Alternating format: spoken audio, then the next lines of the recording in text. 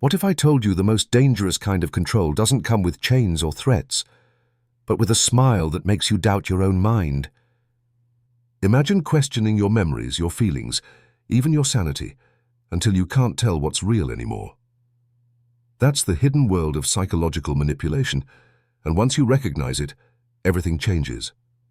In this video, we'll uncover the tactics that silently break people from the inside out.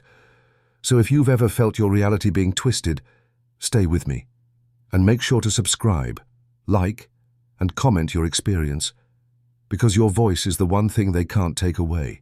Gaslighting. Gaslighting is one of the most insidious forms of psychological manipulation because it doesn't break you all at once. It erodes you slowly, almost invisibly, until you cannot tell if the ground beneath your feet is solid or if it's just an illusion painted by someone else's words. It does not announce itself with violence or drama. It doesn't storm into your life with broken glass or slammed doors. Instead, it arrives gently, like fog rolling in at night, quiet, unassuming, soft enough to make you believe it's harmless. But this softness is the danger. Because when someone calmly tells you that what you saw wasn't real, that what you felt was exaggerated, that what you remember didn't happen, a crack forms inside your certainty. And once that crack appears, it spreads. At first you resist. You tell yourself you know what you saw. You argue back. You defend your memory. But the more you are met with calm denials, the more you start to doubt yourself instead of them. You're imagining things. You're being dramatic. That's not what I said. These phrases seem small, but repetition gives them power. Every time you hear them, you begin to flinch before speaking, hesitate before trusting your own perception. It's not that you forget the truth, it's that the truth no longer feels reliable. And when your inner compass no longer points to certainty, you begin to look to the other person for direction. You believe their calm voice over your trembling one. You begin to silence yourself, not because you don't feel, but because you're terrified that your feelings are wrong. This is where gaslighting becomes truly devastating. It replaces your reality with theirs. You are not physically imprisoned. You are free to walk, to speak, to act. But every time you do, the walls of doubt close in. If you raise your voice, they say you're too emotional. If you stay silent, they say you're distant. If you question them, they say you're paranoid. No matter what you do, you are always wrong. And so without realizing it, you begin to apologize, not for actions, but for existing in your own truth. You apologize for being hurt. You apologize for remembering too clearly. You apologize for asking questions that deserve answers. Slowly, you transform into someone who second-guesses their own instincts, who reshapes every memory to fit a narrative that isn't yours. The paradox is that gaslighting doesn't actually remove your truth. It buries it. Deep down, you still feel when something is wrong. Your instincts still scream beneath the surface, but every time they rise, they're covered by another calm denial, another careful correction, another dismissive smile. And because their certainty looks like clarity, you choose their version over your own. Over time, you begin to believe that strength lies in silence, that wisdom lies in doubt, and that peace comes from surrendering your reality. But this peace is an illusion. It is not real harmony. It is survival. It is the kind of survival where you shrink yourself so small that you no longer disturb the carefully crafted story someone else has built around you. Gaslighting is not simply lying. It is rewriting. It is editing your life until you no longer recognize the story. And the most dangerous part is that it often hides beneath the mask of care. I'm just trying to help you see clearly. I only want what's best for you. You're overreacting. Let me explain what really happened. These words sound protective, but inside them is control. Control over how you see, how you feel, and eventually, who you are allowed to be. That is why victims of gaslighting often look fine on the outside but feel lost inside. They smile in public, but their private reflection feels foreign. They talk to friends, but their own voice sounds like an echo of someone else's script. And yet, the haunting truth of gaslighting is that you never stop sensing the wrongness. Even when you've been convinced that your feelings are flawed, something inside you still whispers, "This isn't right." That whisper may be faint, buried beneath layers of denial, but it is still there. It is the last thread of your reality, the final piece of yourself that refuses to be rewritten. And though gaslighting wants you to believe that you are the problem, that you are too emotional, too dramatic, too unreliable, the truth is that your very confusion is proof of its presence. Because reality doesn't make you question your sanity. Manipulation does. Gaslighting doesn't need chains or threats. It only needs your trust. And once it has that, it reshapes your world until you cannot tell if the pain in your chest is from being hurt or from daring to believe you were ever right at all. That is why it is so dangerous. Not because it destroys truth, but because it convinces you to destroy your own truth with your own hands. And by the time you realize it, you're not just doubting them, you're doubting yourself. And nothing is more imprisoning than that. Double bind. The double bind is not just a trap, it is a maze designed with no exit, a game where every choice leads to punishment. It begins quietly, with a question that sounds ordinary. Why didn't you say something? But if you had said something, the question would have changed into, why did you say that? No matter how you answer, you are already wrong. If you speak, you are attacked. If you remain silent, you are blamed. You do what is asked, and somehow it is twisted into a mistake. You don't do what is asked, and you are accused of neglect. That is the cruel symmetry of the double bind. Two doors stand before you, but both lead to the same locked room. At first you don't notice it. You believe you are just misunderstood. You try harder to explain yourself, to find the right balance of words, to adjust your tone so the message lands properly. But the more carefully you choose your steps, the deeper you fall into the trap. Because the double bind is not about solving, it is about looping. If you say you were trying to help, you're accused of interfering. If you say nothing, you're accused of not caring. If you defend yourself, you're told you're defensive. If you stay calm, you're told you're cold. In this paradox, even your silence is interpreted as guilt. You are not just judged by what you do. You are judged by the opposite of what you do. The worst part is that from the outside it looks fair. It looks as though you were given choices, included in decisions, allowed to express yourself. But every choice is an illusion, every invitation a trap. The options offered come with hidden blades, and the moment you pick one, you bleed. Imagine standing at a fork in the road where both signs point in opposite directions, yet both read wrong way. You ask for guidance, and they tell you to just choose. When you do, they say you should have known better. And even if you go back and take the other path, you discover the destination is the same: blame, shame, and failure. This is why the double bind feels so suffocating. It is not only about what is said, it is about the way logic collapses. You feel caught in a space where nothing makes sense, where fairness does not exist, where every attempt to act only proves you guilty of something. And because you are a person who cares, who values peace, you begin to internalize the blame. You think, maybe it really is me. Maybe I misunderstood. Maybe I should be stronger. And so, without realizing it, you begin to police yourself. You second-guess every word before it leaves your mouth. You rehearse conversations in your mind, trying to predict reactions. You shrink your choices to avoid conflict, but no matter how careful you are, the outcome is always the same. You lose. The double bind is devastating because it teaches you to doubt not just your actions, but your very nature. It tells you to be yourself, then punishes you for every authentic expression. It tells you to be honest, then punishes you for your truth. It tells you to open up, then shames you for being vulnerable. It is a constant contradiction that leaves you spinning in circles, chasing approval that never comes, searching for the perfect version of yourself that can never exist. And every time you fail, the weight of that failure is placed on your shoulders, even though the game was unwinnable from the start. Sometimes this trap is disguised as love.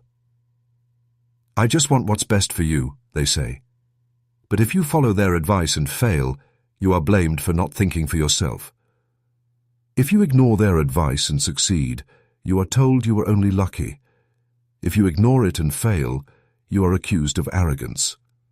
Every path circles back to your fault, your flaw, your failure.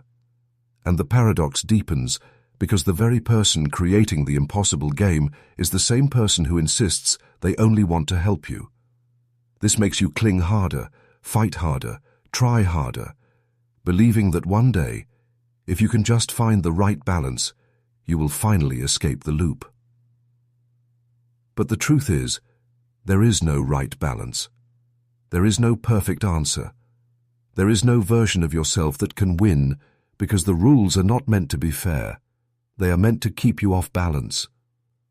The double bind is not about your growth. It is about their control. As long as you are trapped inside the contradictions, you are too busy doubting yourself to see the design of the cage. And that is the most painful part. You don't just feel trapped. You begin to become the trap.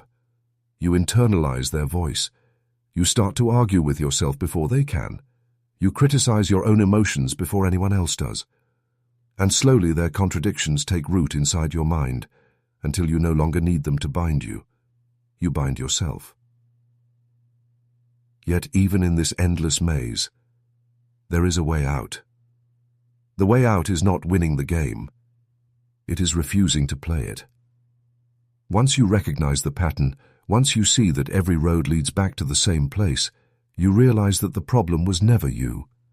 The failure was not in your choices, but in the structure of the choices themselves. You cannot win a rigged system, but you can step outside of it. You can stop explaining yourself to walls that only echo back blame. You can stop trying to meet expectations that shift like shadows. You can stop exhausting yourself in the search for fairness that was never meant to exist. That realization is where the paradox begins to break. The moment you see the double bind for what it is, a lie dressed in the language of choice, you begin to take back your power. You stop asking which door to take, and instead choose to walk away from both. And in that moment, the rope that once tied your hands begins to loosen. Because the truth is this: you were never failing. You were never weak. You were never broken. You were only trying to win a game that was designed to make you lose. And now that you see it, you no longer have to keep playing. Intermittent reinforcement. Intermittent reinforcement is one of the most dangerous psychological traps because it doesn't just influence your behavior, it rewires your brain. It doesn't rely on consistency, safety, or logic. It thrives on unpredictability. Imagine flipping a light switch. Sometimes the light turns on, sometimes it doesn't. If it never worked, you would stop trying. If it always worked, you would trust it. But because it only works sometimes, you keep returning, again and again, hoping this time will be the one. That is the essence of intermittent reinforcement. It trains you not through stability, but through chaos. And that chaos becomes addictive. In relationships, this pattern shows up as inconsistency in love, affection, and validation. You may be ignored for days, then suddenly showered with warmth. You may be dismissed in one moment, then held closely in another. If they were always cruel, you would eventually leave. If they were always kind, you would eventually feel safe. But when kindness is unpredictable, it becomes rare, and what is rare becomes powerful. A single smile after days of silence feels like salvation. A single kind word after weeks of coldness feels like proof of love. And because your mind clings to those fleeting highs, you begin to tolerate the lows just to experience them again. This is how the cycle hooks you. You no longer stay because of who they are. You stay for the maybe. Maybe tomorrow they will be kind. Maybe this time they will mean it. Maybe you'll finally unlock the version of them who gives you what you need. And in chasing that maybe, you lose yourself. You shrink your boundaries. You adjust your tone. You silence your needs. You begin to believe that if only you were better, calmer, sweeter, quieter, they would finally give you consistent love. And every time you almost give up, they sense it. Suddenly, the returns. Suddenly they notice you. Suddenly they say all the right words. And you forgive. You reset. You hope. But this isn't repair. It's the reset button that keeps the cycle alive. The paradox is sharp. The less they give, the more you crave. The less predictable their affection, the more valuable it becomes to you. It's not real intimacy you're chasing. It's relief. Relief from the silence, from the distance, from the uncertainty. You stop desiring happiness. You start desiring moments without pain. The game is no longer about love. It is about survival. And survival bonds are stronger than love bonds, because they tie you not with joy, but with fear of loss. You are no longer attached to the person. You are attached to the unpredictability itself. This is why intermittent reinforcement is so effective in manipulation. It makes you mistake intensity for intimacy. You think the emotional roller coaster is passion. You think the constant craving is proof of love. But it isn't love that keeps you there. It's addiction. Your brain releases dopamine not because you are consistently cared for, but because you are inconsistently rewarded. And dopamine doesn't ask if the relationship is healthy. It only asks if the possibility of reward still exists. So you stay, not because you are happy, but because you are hooked. The cruelest part is that your standards shift without you realizing it. What once felt unacceptable becomes normal. You stop expecting consistency. You stop expecting respect. You settle for crumbs of kindness and call it a feast. You begin to measure love not by stability, but by its ability to return after absence. And because you've been trained to see scarcity as value, you begin to believe that these small moments of warmth are proof that the relationship is special, when in reality, they are the very chains that keep you trapped. Over time, you stop asking if you deserve more. You only ask when the reward will come again. You live in anticipation, always waiting for the next hit of attention, the next smile, the next text message that will erase days of silence. And when it finally comes, the relief is so strong that you forget the pain that came before it. You forgive too quickly. You explain away too much. You convince yourself that one good hour is worth all the empty days that surrounded it. That is how the cycle deepens, not through cruelty, but through carefully placed moments of kindness. And yet beneath the addiction, a part of you still remembers. You remember what real connection felt like, what it was like to feel secure without having to earn it, what it was like to trust that love wouldn't disappear as punishment, what it was like to breathe in closeness without fear that it might vanish tomorrow.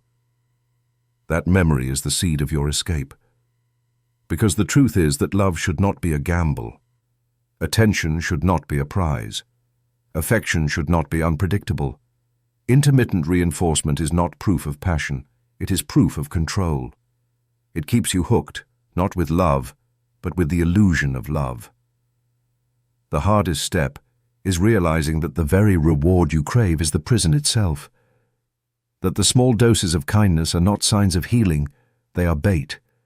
That the cycle doesn't continue because you are unworthy. It continues because inconsistency is the design. Once you see this, the spell begins to break.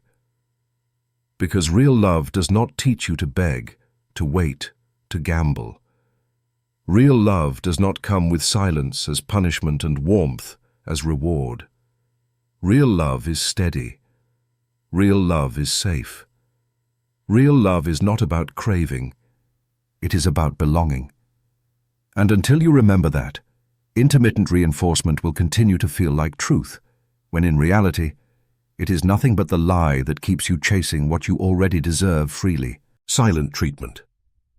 The silent treatment is one of the most chilling forms of emotional control because it doesn't use noise. It uses absence. It doesn't scream or shout. It doesn't slam doors or break things. It simply vanishes into a void, and in that void you are left questioning everything. At first it feels like quiet, but very quickly the quiet becomes heavy, almost unbearable, because silence here is not peace, it is punishment. It is a calculated withdrawal designed to make you chase, to make you beg, to make you question yourself until you no longer remember what you did, only that you must have done something wrong. What makes the silent treatment so cruel is that it masquerades as space. From the outside, people might say, they probably just need time to cool off. But you know better. This silence doesn't heal. It doesn't restore balance. It suffocates. It presses down on you with invisible weight, filling the room like smoke that cannot be cleared. Every second of it whispers the same question in your mind. What did I do? And because you cannot find an answer, you begin inventing them. You start apologizing for things you don't understand. You begin softening your voice, editing your words, tiptoeing through conversations long before they even begin, all in the desperate hope of avoiding that terrible quiet again. The paradox of the silent treatment is that it makes you long for the very person who is hurting you. The absence they create becomes a leash, pulling you back toward them, not because they are offering love, but because they are withholding it. You wait by the silence, like a prisoner waiting for the sound of a key.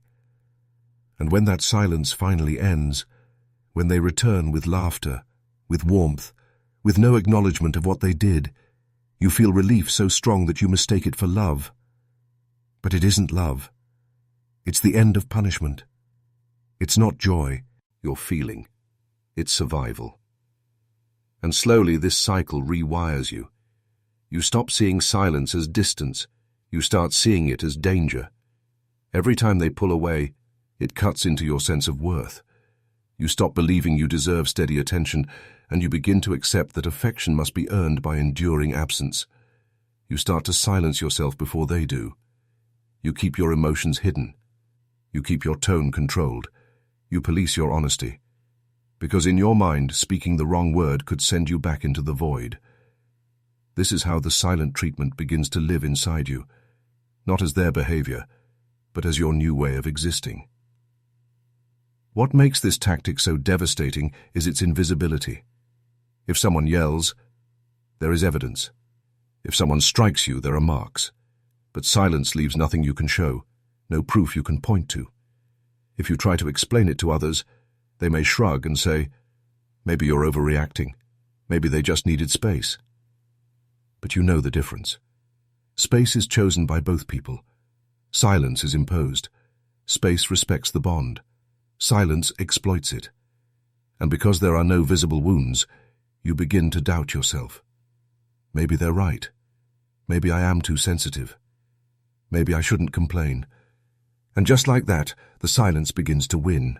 The paradox deepens when the silence finally breaks. They come back as if nothing happened, sometimes with kindness, sometimes with indifference, but never with accountability. And you feel grateful, not because they gave you love, but because they ended the punishment. You tell yourself the connection has been restored, but in reality, the power balance has shifted even further. They now control the rhythm of your emotions.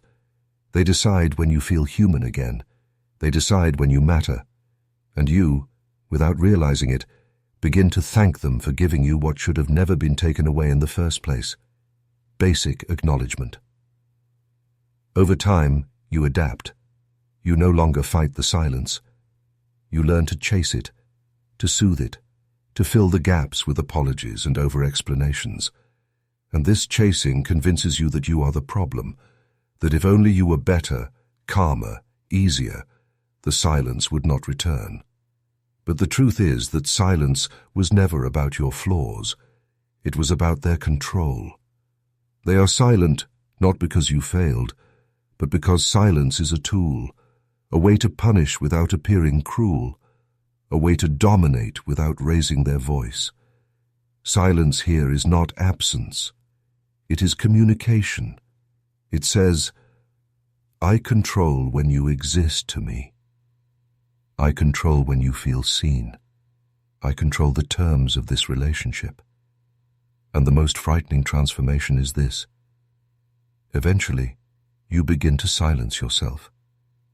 You stop sharing your feelings, not because they don't exist, but because you know what happens if you do. You stop asking for what you need, not because you don't need it, but because you're tired of being punished for wanting it.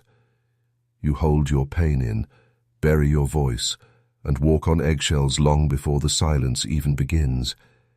Because now the silence doesn't just live between you, it lives inside you. But here is the truth hidden beneath the paradox. Silence is not your fault. Pretender, you were never too emotional. You were never too needy. You were never the reason they withheld their voice. The silent treatment was never about giving space. It was about taking power. And the moment you recognize that, the fog begins to clear. Because love does not vanish as punishment. Love does not require you to beg for words. Love does not disappear when you set a boundary. Real connection doesn't force you to starve for acknowledgement. It offers it freely. And once you remember that, you begin to see silence for what it really is. Not your failure, but their choice. Triangulation. Triangulation is one of the most subtle yet devastating tools of manipulation because it doesn't tear you apart with open conflict. It fractures you with comparison. It begins quietly, almost invisibly. Imagine standing in a room with someone you love, believing the connection is just between the two of you. Then, without warning, a shadow enters. Not a physical person, but the mention of one. A name in a sentence, a story about someone else, a laugh at a text message you weren't part of. It is so small at first that you almost brush it off. But that tiny moment plants a seed. And once the seed is planted, your certainty begins to erode. The paradox of triangulation is that it doesn't actually replace you. It makes you believe you're in competition, even when no competition exists. A simple phrase like, "They wouldn't have reacted like that," or "I was talking to them earlier, they really understand me," can twist your sense of security. Suddenly, you're not just trying to love, you're trying to win. You start scanning yourself, asking, "Am I not enough? Am I not interesting enough? Am I not fun enough?" The connection that once felt steady now feels like borrowed time, like there's always someone else waiting in the wings. This is how the triangle forms. It doesn't need the third person to even know they're part of it. They don't have to say a word or lift a finger. Their existence, real or imagined, is enough. Because once your mind is pulled toward that comparison, your behavior begins to shift. You laugh a little louder. You try a little harder. You bend yourself into new shapes, not to be authentic, but to outshine the invisible rival. And every time you do, you feel a little less like yourself.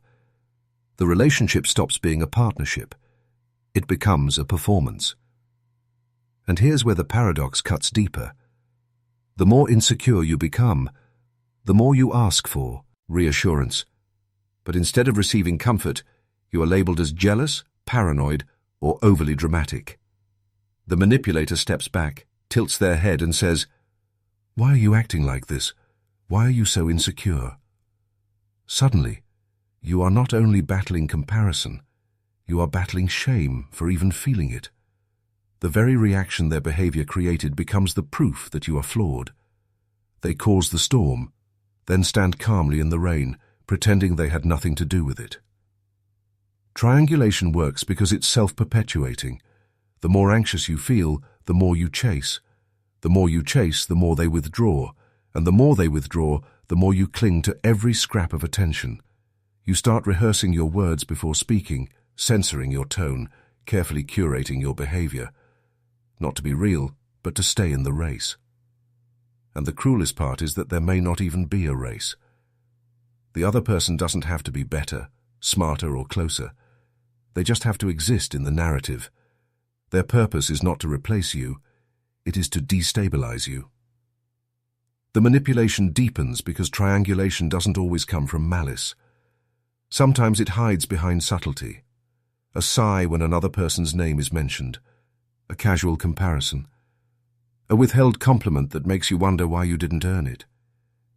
These fragments pile up until you're no longer confident in your place.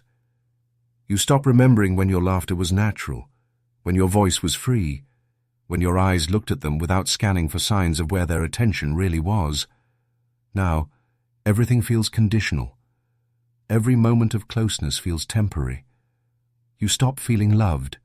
You start feeling ranked. The triangle becomes a cage you walk into willingly. You don't even notice when you start competing. You tell yourself if you can just prove yourself, if you can just be enough, the shadow of the third person will disappear. But that's the trick. Triangles don't vanish because you win.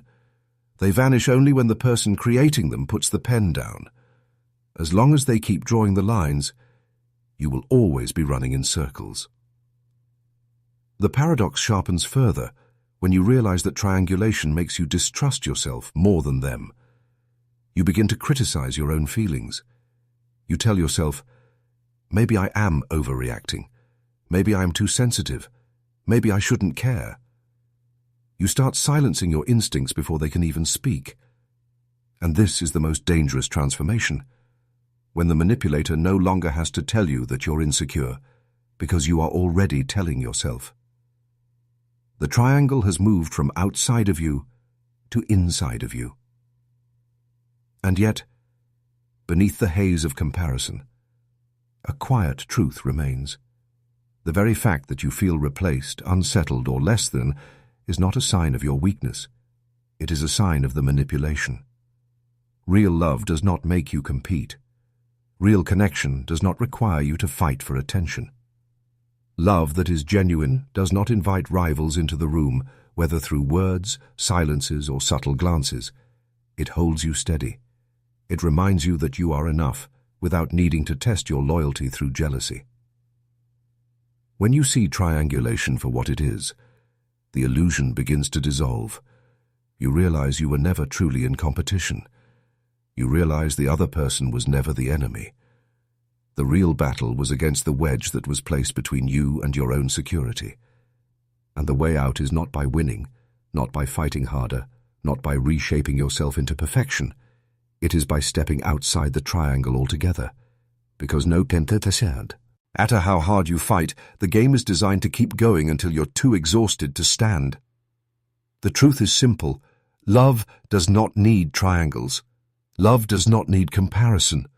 Love does not turn connection into a contest. And the moment you stop competing, the cage begins to lose its power. You were never losing because you weren't enough. You were losing because the rules were never fair. And once you see that, you no longer have to prove anything. You simply have to remember who you are without the shadow of someone else's name hanging over you. Circular conversations. Circular conversations are not really conversations at all. They are traps disguised as dialogue. At first they look like discussions, two people exchanging words, searching for understanding. But the longer they go on, the more you realize you're not moving forward. You're running in circles. You bring up a concern, you explain your feelings, you outline your point as clearly as possible. And instead of resolution, you find yourself dragged back to the beginning, again and again, like a loop that refuses to end. No matter how much energy you pour into explaining, you leave the exchange more drained than before, wondering why nothing ever changes. The cruelty of circular conversations is in their design. They are not meant to find truth, but to exhaust it.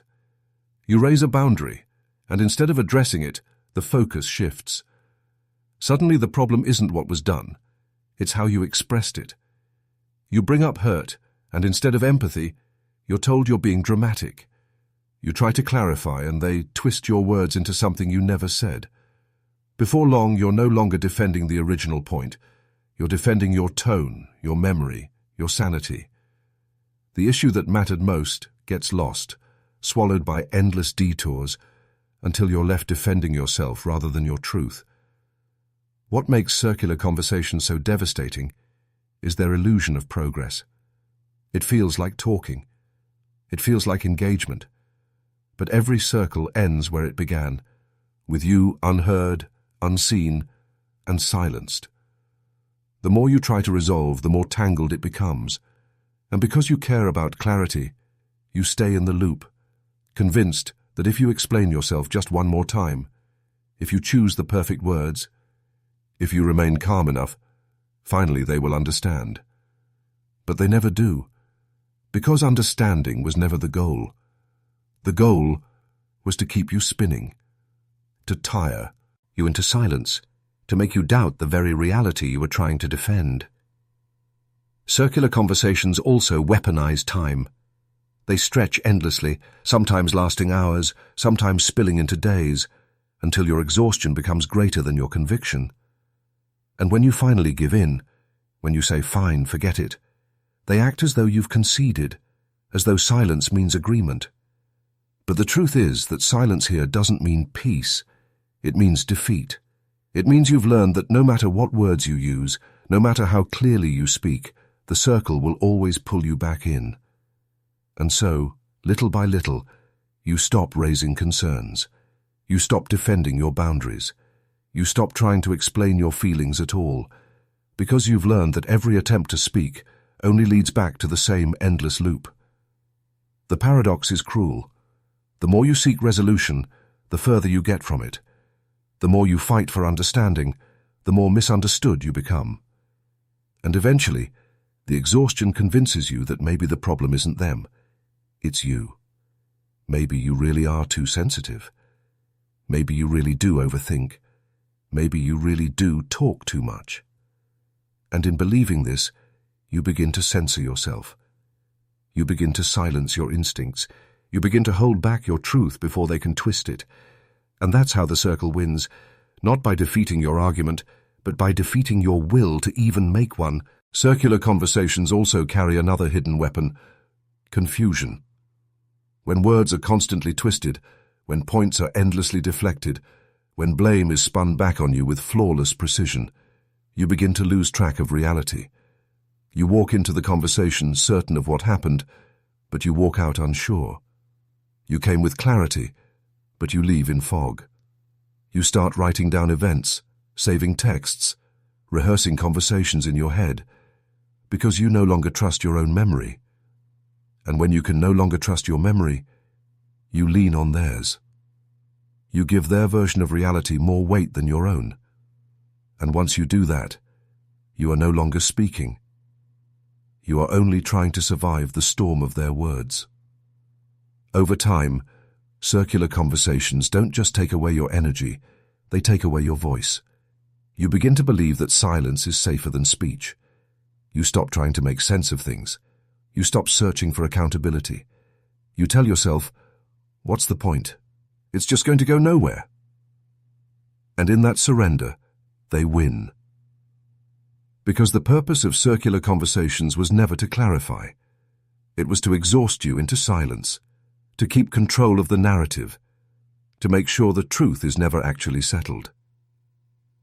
But beneath the endless loops, there is a way out. The way out is not in explaining harder, not in finding better words, not in rehearsing until you're flawless. The way out is in refusing the circle. The moment you see the pattern, that no matter how much you talk, it always bends back to blame, you can stop playing. You can step out of the loop. You can refuse to argue with someone who never intended to listen. And in that refusal, you reclaim the power that was being drained from you. Because real conversations don't leave you dizzy. Real conversations don't punish you for speaking. Real conversations don't make you doubt your memory or your worth. Real conversations may be difficult, but they end in understanding, not confusion.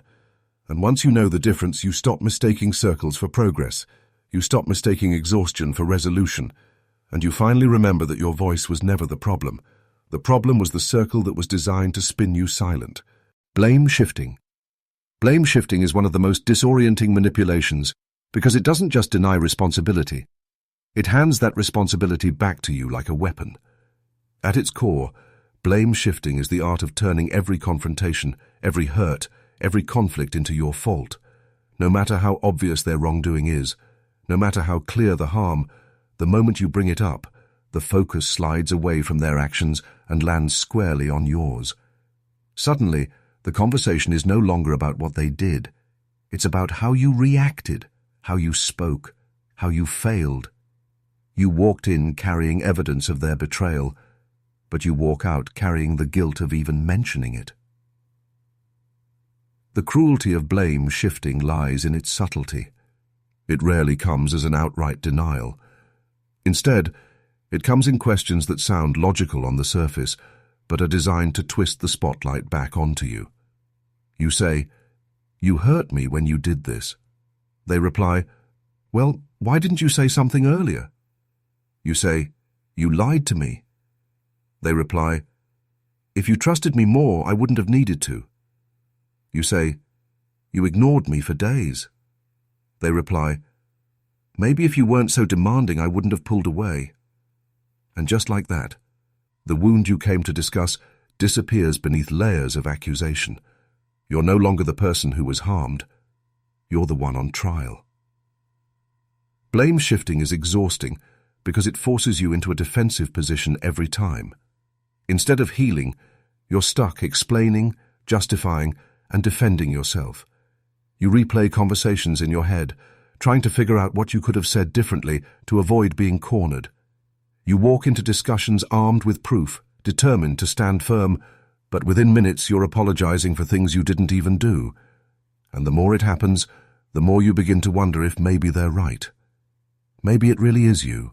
Maybe you are the problem. And that is how blame shifting works. Not by convincing you with truth, but by wearing you down until doubt feels heavier than certainty. The paradox is brutal. The more wrong they are, the more wrong you feel. They could betray your trust, yet somehow the conversation ends with you apologizing for being suspicious. They could neglect you, yet somehow you end up apologizing for being too needy. They could lash out in anger, yet somehow you are apologizing for provoking them. This reversal is not accidental, it's intentional. Because as long as you are apologizing, you are distracted from the real issue. And as long as you are distracted, they are free to continue without accountability. Over time, blame shifting rewires your instincts. You begin to hesitate before speaking. You hold back your feelings because you know that sharing them will only lead to accusations. You second-guess your boundaries because every time you enforce them, you're told you're being unfair. You start carrying guilt that doesn't belong to you, guilt that weighs down your chest until it feels like part of your identity. And slowly, you stop trusting yourself. You stop trusting your sense of right and wrong. You start believing that maybe you are the toxic one, that maybe your hurt is unreasonable, that maybe you don't deserve to bring up your pain at all. Blame shifting is especially dangerous because it feeds on your empathy. The more you care about fairness, the easier it becomes for them to twist it against you. They know you don't want to be selfish, so they accuse you of it. They know you value communication, so they accuse you of not communicating properly.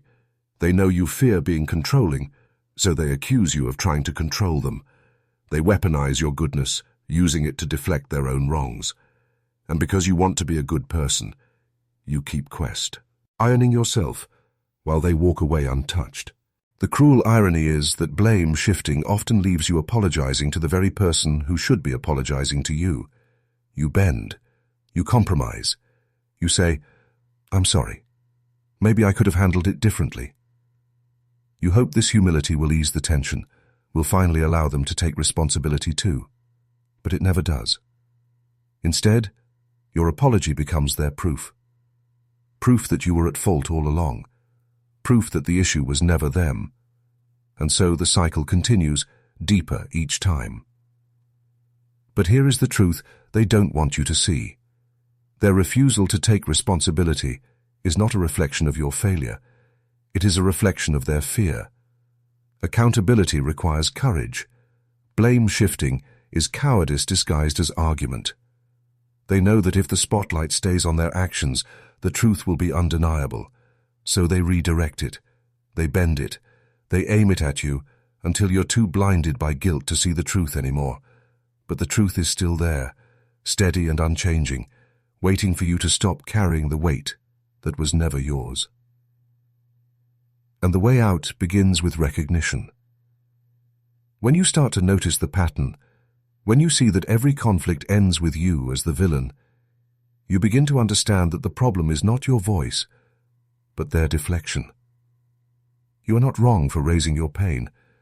You are not wrong for asking for respect.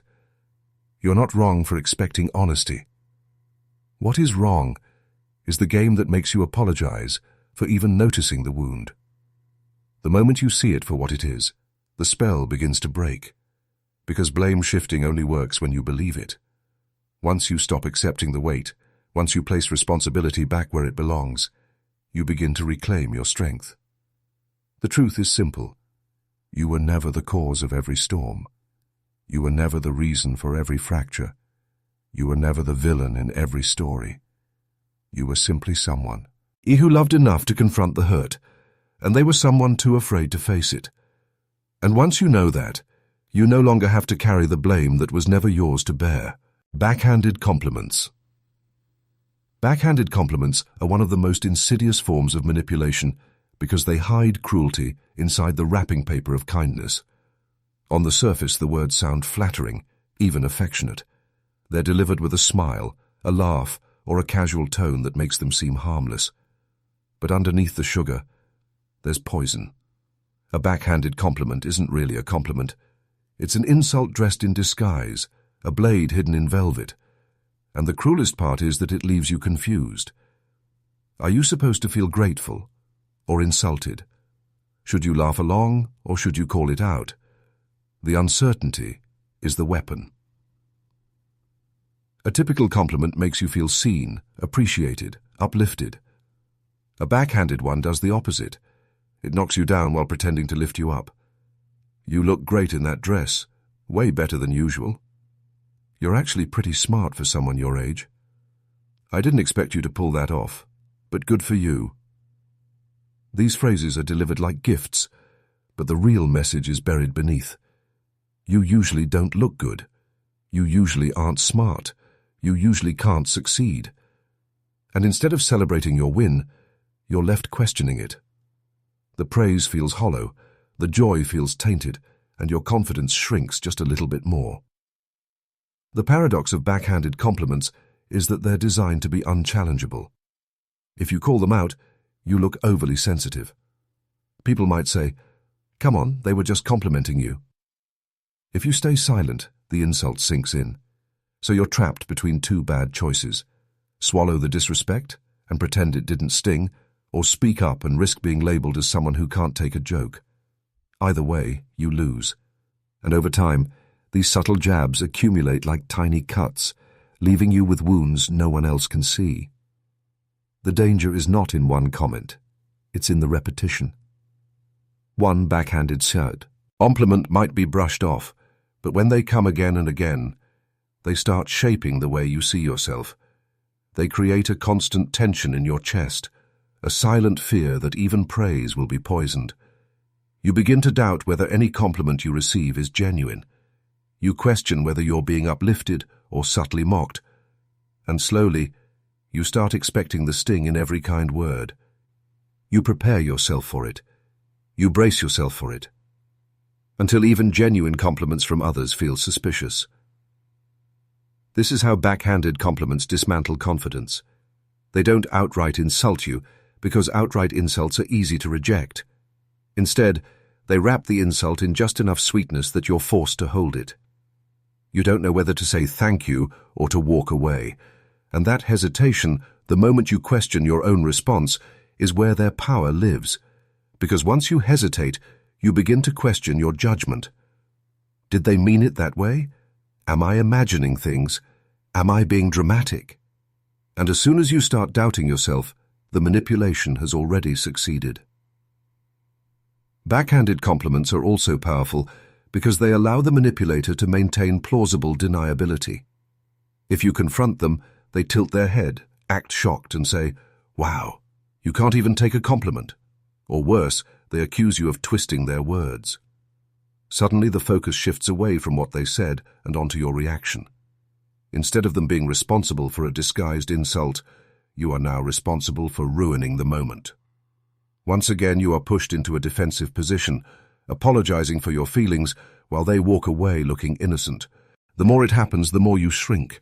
You laugh off the sting to avoid conflict. You pretend you're flattered, even when your stomach twists. You accept their version of kindness, even though it feels like cruelty. And in doing so, you begin to internalize their message.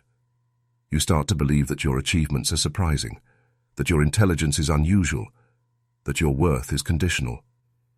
Every poisoned compliment becomes a mirror, reflecting not your truth, but their distortion of it. And eventually, you don't just receive the insult, you carry it. But here is the truth hidden beneath the poison.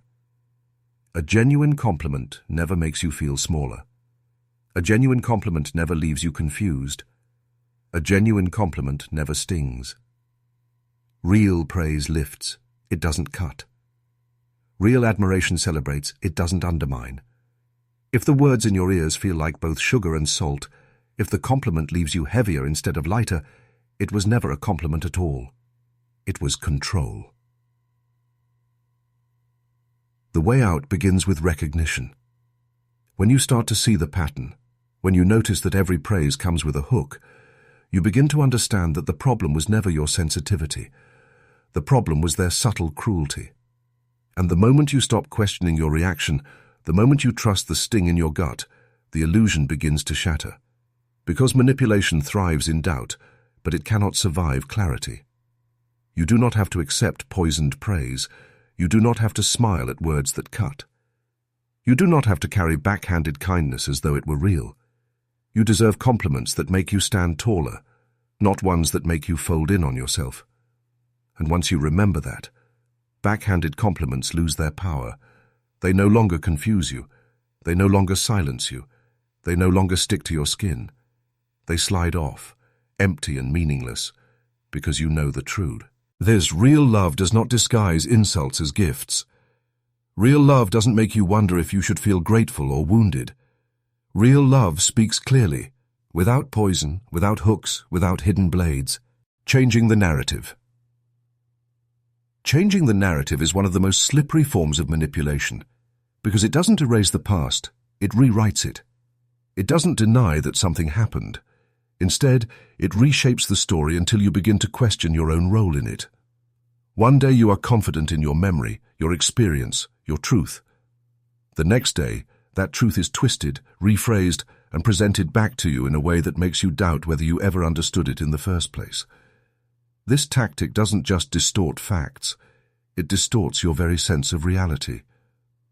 It starts small. You bring up an incident where they crossed a boundary. They nod, smile, and say, "That's not how it happened." You recall a time when they hurt you, and they respond with, "You're remembering it wrong." At first you push back. You're sure of what you saw, what you heard, what you felt. But they remain calm, confident, unshaken, and their certainty begins to wear down yours. Slowly you start wondering, am I exaggerating? Did I misunderstand? Maybe I'm the one twisting things. And with each seed of doubt planted, the story in your head becomes foggier. The cruelty of changing the narrative is that it doesn't feel like a lie. It feels like correction. They present their version so smoothly, so logically, that it begins to feel more believable than your own memory. They will twist timelines, omit details, emphasize half-truths, and suddenly the entire shape of the story changes. In their version, they're not the one who betrayed, neglected, or hurt. They're the misunderstood victim, and you, the one who tried to bring clarity, become the villain. This tactic is devastating because memory is tied to identity. What you remember shapes who you are, what you believe, how you trust yourself. And when someone repeatedly changes your narrative, they chip away at that trust. You stop believing in your own perception. You stop trusting your instincts. You stop standing firm in your truth. Instead, you lean on their version of reality because theirs sounds so sure, while yours feels increasingly uncertain. And once you've surrendered your narrative, you've surrendered control over your life story. The paradox of changing the narrative is that it often hides behind reason. They won't scream their version at you. They'll calmly walk you through it.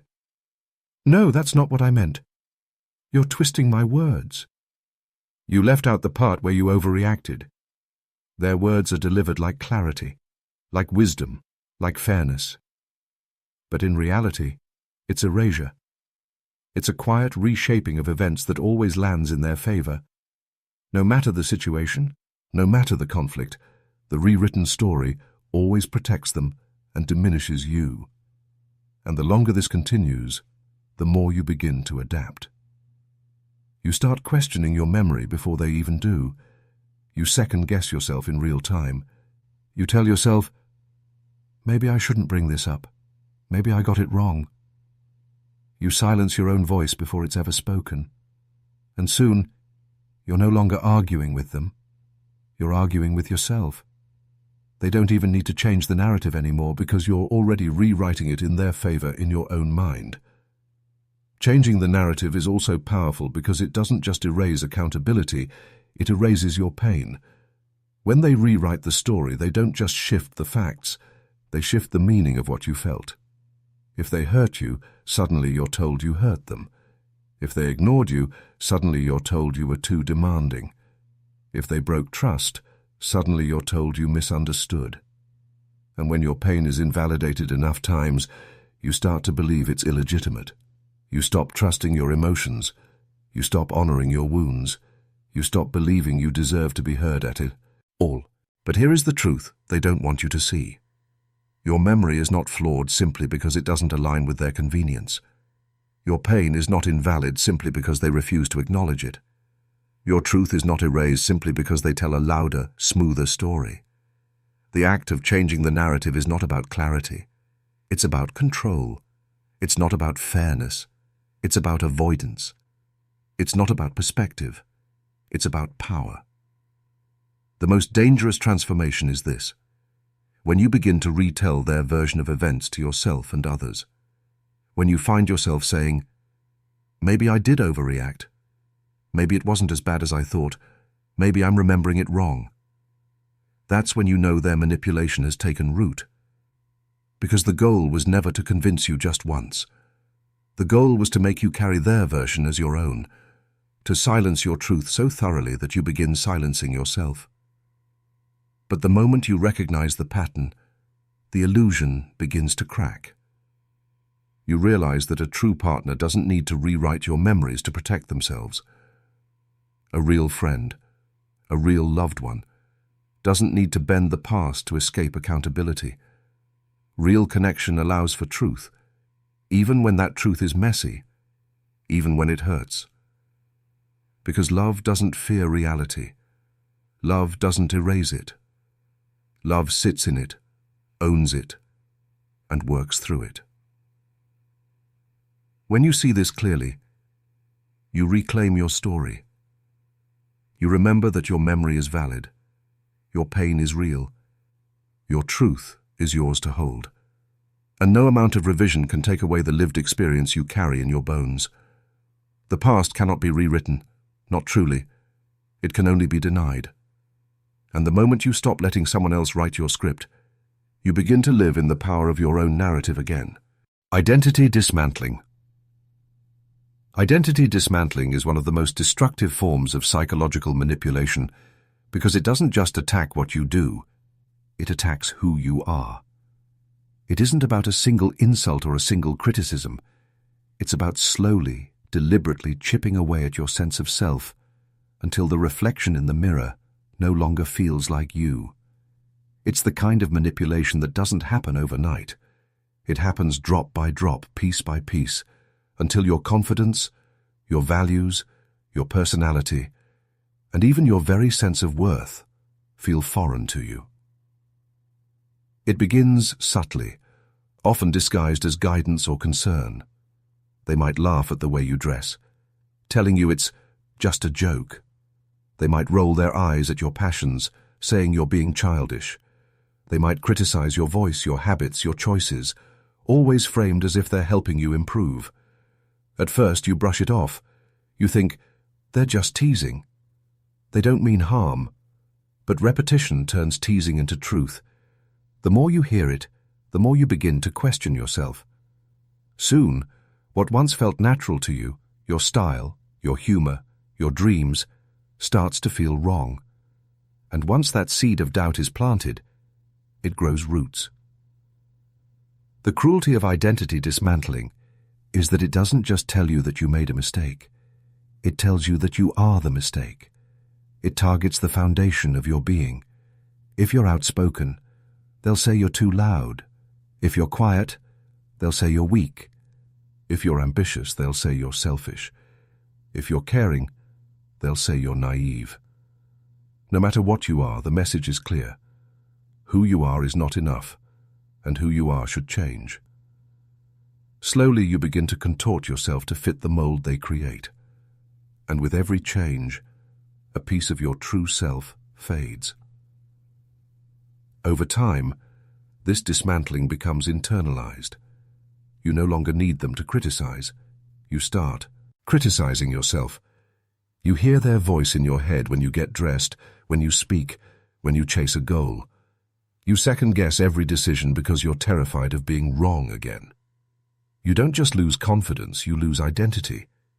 You stop knowing what you actually like, what you actually want, what you actually believe, because every choice has been filtered through their approval. And when your sense of self is tied to their validation, you no longer belong to yourself. You belong to them. The paradox of identity dismantling is that it often hides under the mask of love. They'll say, "I just want what's best for you. I'm helping you improve. I'm only being honest." But honesty that breaks you down without ever building you back up is not honesty. It's destruction. And the most dangerous part is that because it happens so gradually, you don't notice the pieces of yourself slipping away until one day you wake up and realize you don't recognize your own reflection anymore. Identity dismantling thrives on contrast. They may alternate between tearing you down and praising you, so you cling to the rare moments of approval like oxygen. They criticize you into submission, then reward you when you conform. And because you crave the feeling of being enough, you mold yourself closer and closer to their vision. But the closer you get, the further you drift from your authentic self, until eventually you're living someone else's life in your own skin. What makes this tactic so dangerous is that it leaves scars invisible to others.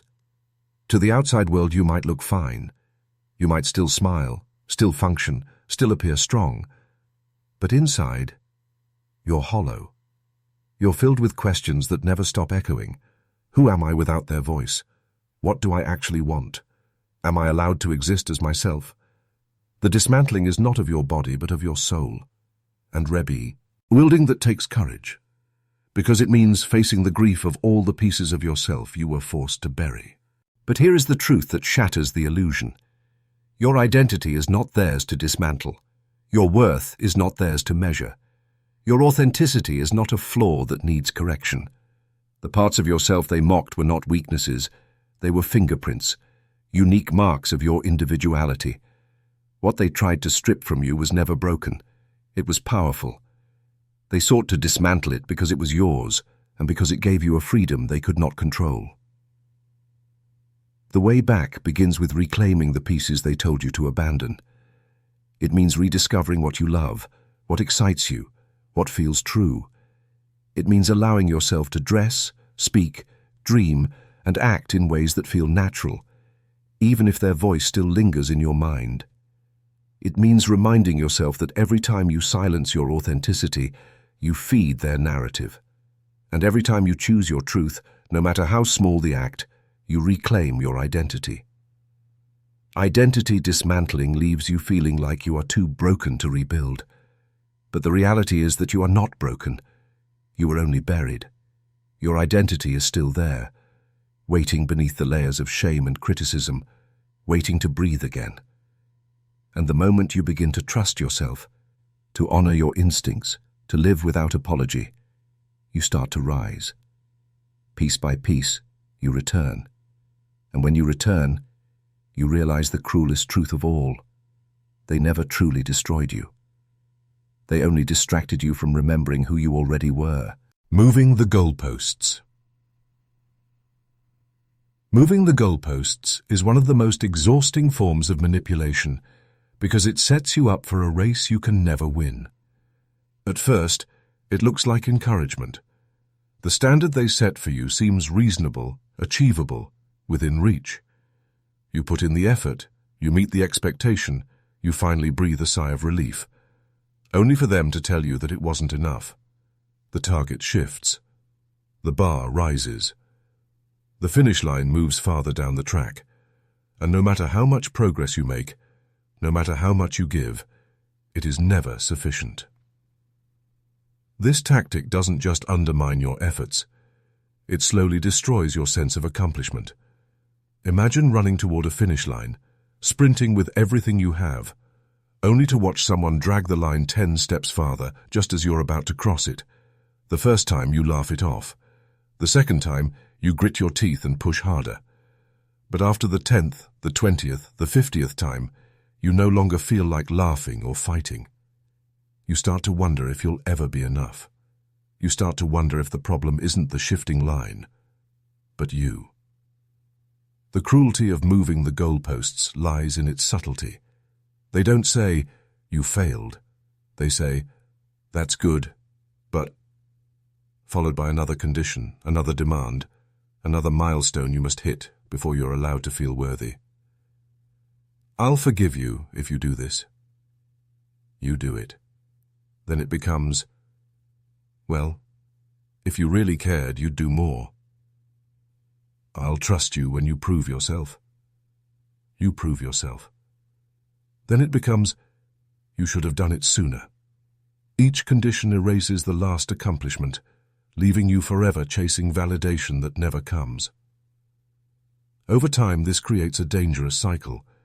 You stop celebrating victories because every victory is immediately dismissed. You stop trusting your achievements because they're never acknowledged. You stop recognizing your worth because the rules keep changing. And slowly you learn that no matter how hard you try, the best you can hope for is temporary approval, a fleeting nod that vanishes the moment another demand takes its place. You are trapped in a game where the rules are designed for you to lose. The paradox of moving the goalposts is that it makes you believe failure is your fault, even though the system is rigged against you. You tell yourself, "If I just work harder, if I just give more, if I just push myself further, maybe then I'll be enough." But enough is never the destination. It's a horizon that recedes every time you take a step toward it. The manipulator doesn't need you to fail outright. They only need you to believe you haven't succeeded yet. That belief keeps you running, striving, exhausting yourself in search of approval that will never arrive. This tactic is especially dangerous because it preys on your desire for growth. Ambitious, loving, hard-working people are most vulnerable to it because they are willing to push themselves, to improve, to try again. But instead of honoring that growth, the manipulator weaponizes it. They turn your effort into evidence that you weren't enough before. They twist your progress into proof that their criticism was valid, and in doing so they trap you in an endless pursuit of a standard that doesn't exist. The more the goalposts move, the more your self-worth erodes. You begin to live in a state of constant inadequacy.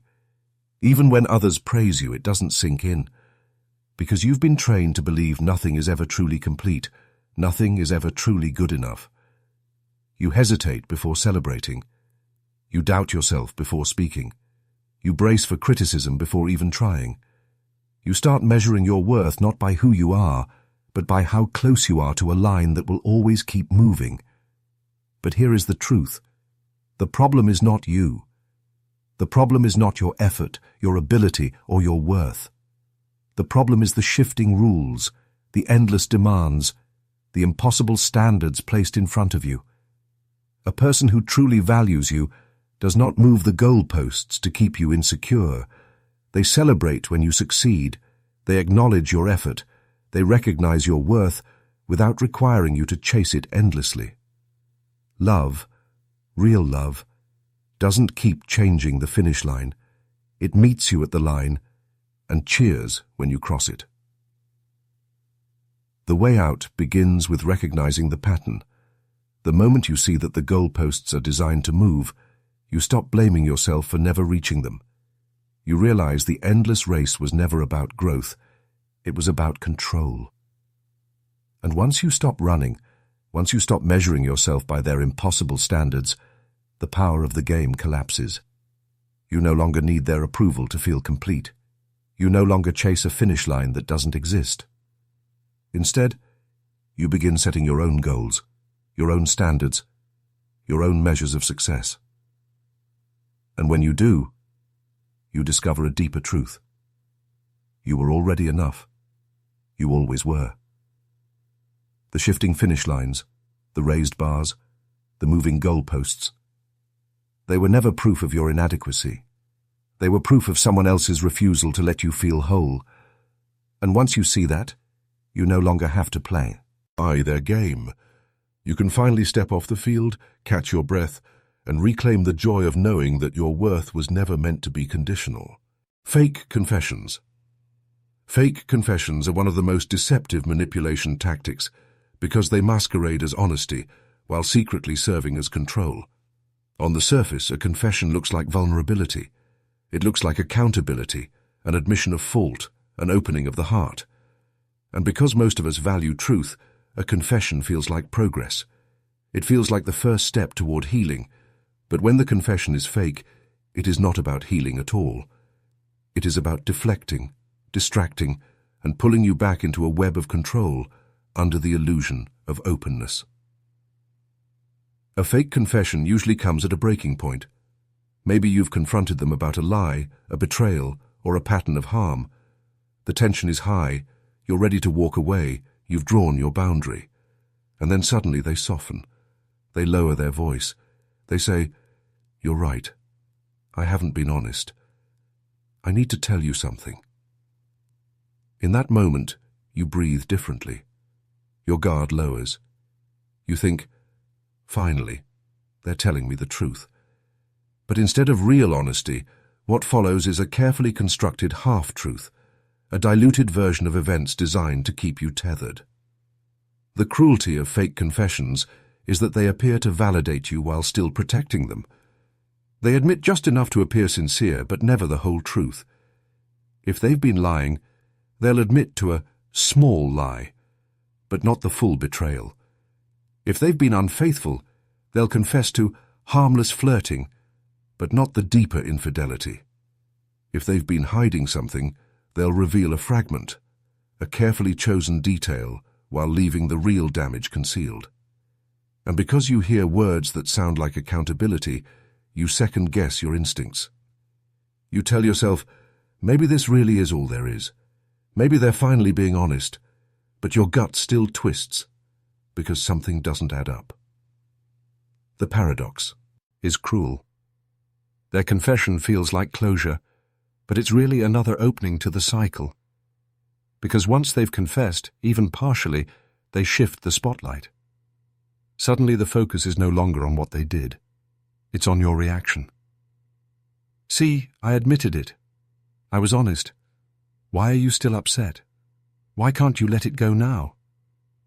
The fake confession becomes a weapon, turned against you to silence your pain.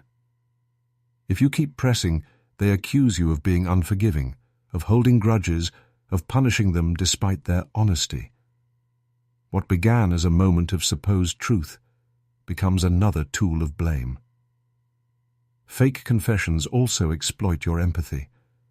When someone pretends to be vulnerable, your natural instinct is to comfort, to soften, to believe. They might even confess to something designed to make you feel guilty for being hurt. "I only lied because I didn't want to lose you. I flirted because I felt insecure. I wasn't honest because I was scared of how much I love you." These phrases twist wrongdoing into victimhood. Instead of them being accountable to you, you are suddenly accountable to their pain. You stop demanding truth, and instead you start reassuring them, soothing them, forgiving them, while the real wound is left unhealed. The devastating part of fake confessions is their cyclical nature.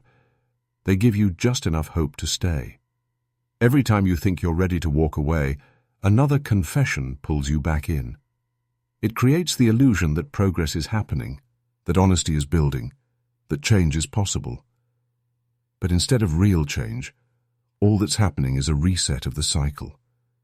You return to square one, waiting for the next truth, never realizing that the truths you've been given were only fragments designed to keep you waiting. Over time, this chips away at your trust, not just in them, but in yourself. You begin to question whether your instincts are too harsh, whether you're asking for too much, whether you should accept the half-truths as enough. You start living in limbo, half believing, half doubting, never fully at peace. And that limbo is the point, because as long as you're stuck between belief and doubt, you're stuck with them. But here's the reality they don't want you to see. Real confessions don't feel like manipulation. Real honesty doesn't leave you dizzy with confusion. Real vulnerability doesn't twist the blame back on you. True confessions are clear, direct, and whole.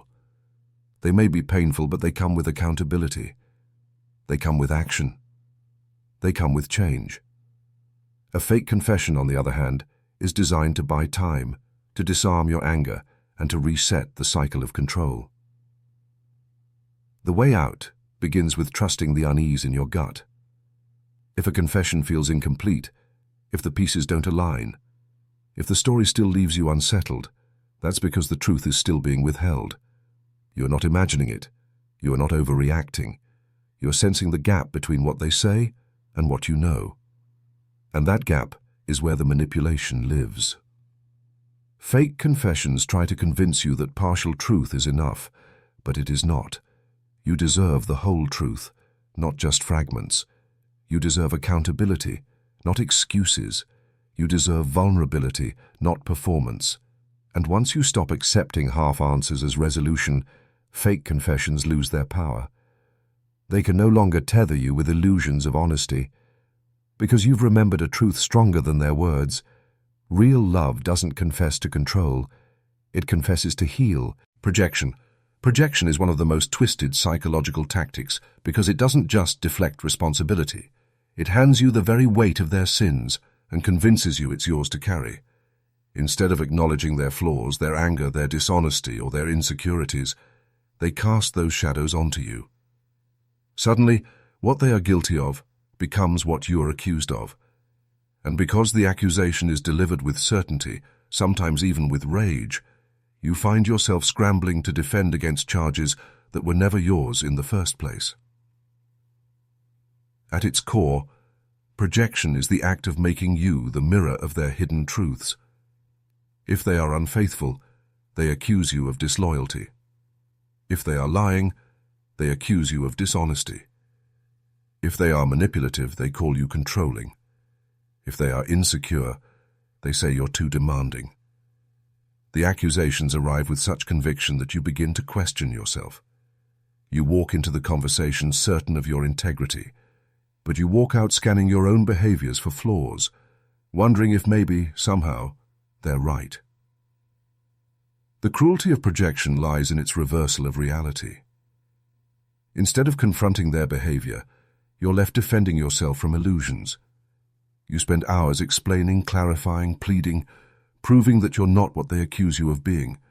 And in doing so, the original issue vanishes. The spotlight shifts from their wrongdoing to your supposed guilt. And while you're busy untangling their accusations, they walk away untouched, their own actions hidden beneath the smokescreen they've created. Over time, projection leaves you carrying shame that doesn't belong to you. Imagine holding a heavy stone in your chest every day, except it isn't yours. It was thrown at you, handed to you, forced into your arms until you believed it belonged there. That's what projection does. It planned. Tease doubt in your mind and buries it so deeply that you start rehearsing their accusations in your own thoughts. You replay your actions, searching for evidence, desperate to prove your innocence, not realizing that the trial itself was rigged from the start. The paradox is devastating. The more innocent you are, the more their accusations sting. Because if you know you're honest, being called a liar cuts deeper. If you know you're loyal, being called unfaithful feels like a dagger. If you know you're caring, Being called selfish leaves you reeling. They weaponize the very goodness in you, because they know your integrity will drive you to defend yourself tirelessly. And the more you defend, the more you seem guilty. Because in their twisted logic, if you have to explain so much, maybe you do have something to hide. Projection also creates confusion in relationships. It warps your ability to tell who is truly at fault. You may even find yourself apologizing for things you never did, just to ease the storm, just to restore peace. And each apology sinks you deeper into their narrative until you begin to live as though their accusations are part of your truth. You stop trusting your instincts. You stop believing in your own character. You start doubting the very foundation of who you are. And that is the darkest victory of projection. It doesn't just protect them from accountability, it makes you distrust yourself. The danger doesn't end there. Projection has a ripple effect.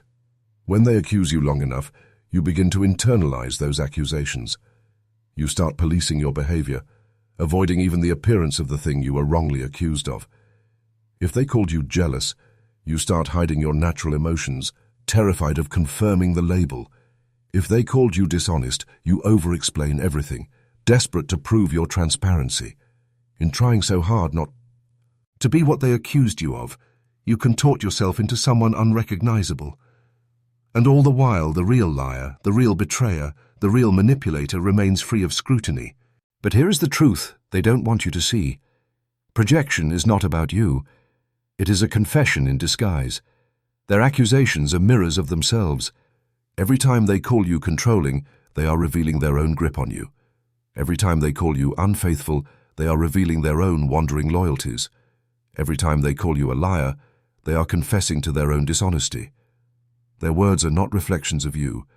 They are echoes of themselves, thrown onto you so they don't have to face them. The way out begins with a shift in perspective. Instead of absorbing the accusation, begin asking, what does this reveal about them? When you stop defending yourself and start observing, the fog begins to clear. Their projections no longer burrow into your chest. They bounce back to where they came from. Because the truth is, you don't need to waste energy proving who you are to someone determined to paint you otherwise. Your life, your actions, your integrity already speak louder than their accusations ever could. Projection thrives on your silence and your self-doubt, but the moment you name it, the moment you see it clearly, the power breaks. You realize you don't have to carry the stones they throw. You don't have to internalize their guilt. You don't have to bend under the weight of someone else's shadow, because projection was never proof of your flaws. It was a confession of theirs. And once you understand that, you no longer live in the prison of their accusations. You step back into the truth of who you are, free from the illusions they tried to bind you with. False urgency. False urgency is one of the most manipulative psychological tactics because it hijacks your sense of time and forces you to act before you have a chance to think. It thrives on pressure, on speed, on the illusion that if you don't decide right now, everything will collapse. The manipulator creates an artificial clock, a countdown that keeps ticking louder and louder until you surrender, not because it's the right choice, but because you feel like you have no choice at all. At first, false urgency looks like passion, decisiveness, or concern. We have to figure this out now. If you don't agree, everything will fall apart. You're wasting time by hesitating. The words come sharp, relentless, leaving you with no room to pause, no room to breathe. And in that rush, your natural instincts, your critical thinking, your intuition, your ability to reflect, are bypassed. You make decisions not with clarity, but with panic. And panic always benefits the one holding the stopwatch. The cruelty of false urgency is that the emergency it creates is almost never real. It is manufactured, exaggerated, inflated beyond reality, designed to box you in. You may feel pressured to give an immediate answer, to sacrifice a boundary, to agree to terms you're not comfortable with. And when you look back, you realize there was no real urgency at all. There was only the illusion of it. an illusion built to keep you from questioning, from analyzing, from seeing the bigger picture. This tactic is especially effective because it preys on your fear of loss. Humans are wired to respond to scarcity. When something feels limited, whether it's time, opportunity, or love, we instinctively value it more. Manipulators exploit this by making you believe that if you don't act now, you'll lose everything. They may say, "If you don't forgive me right now, I'll leave." Or, "If you don't take this chance, you'll regret it forever." Or, "You're ruining everything by hesitating." Each phrase pushes you into a corner where action feels safer than stillness, compliance feels safer than questioning. Over time, false urgency conditions you to live in a constant state of reactivity.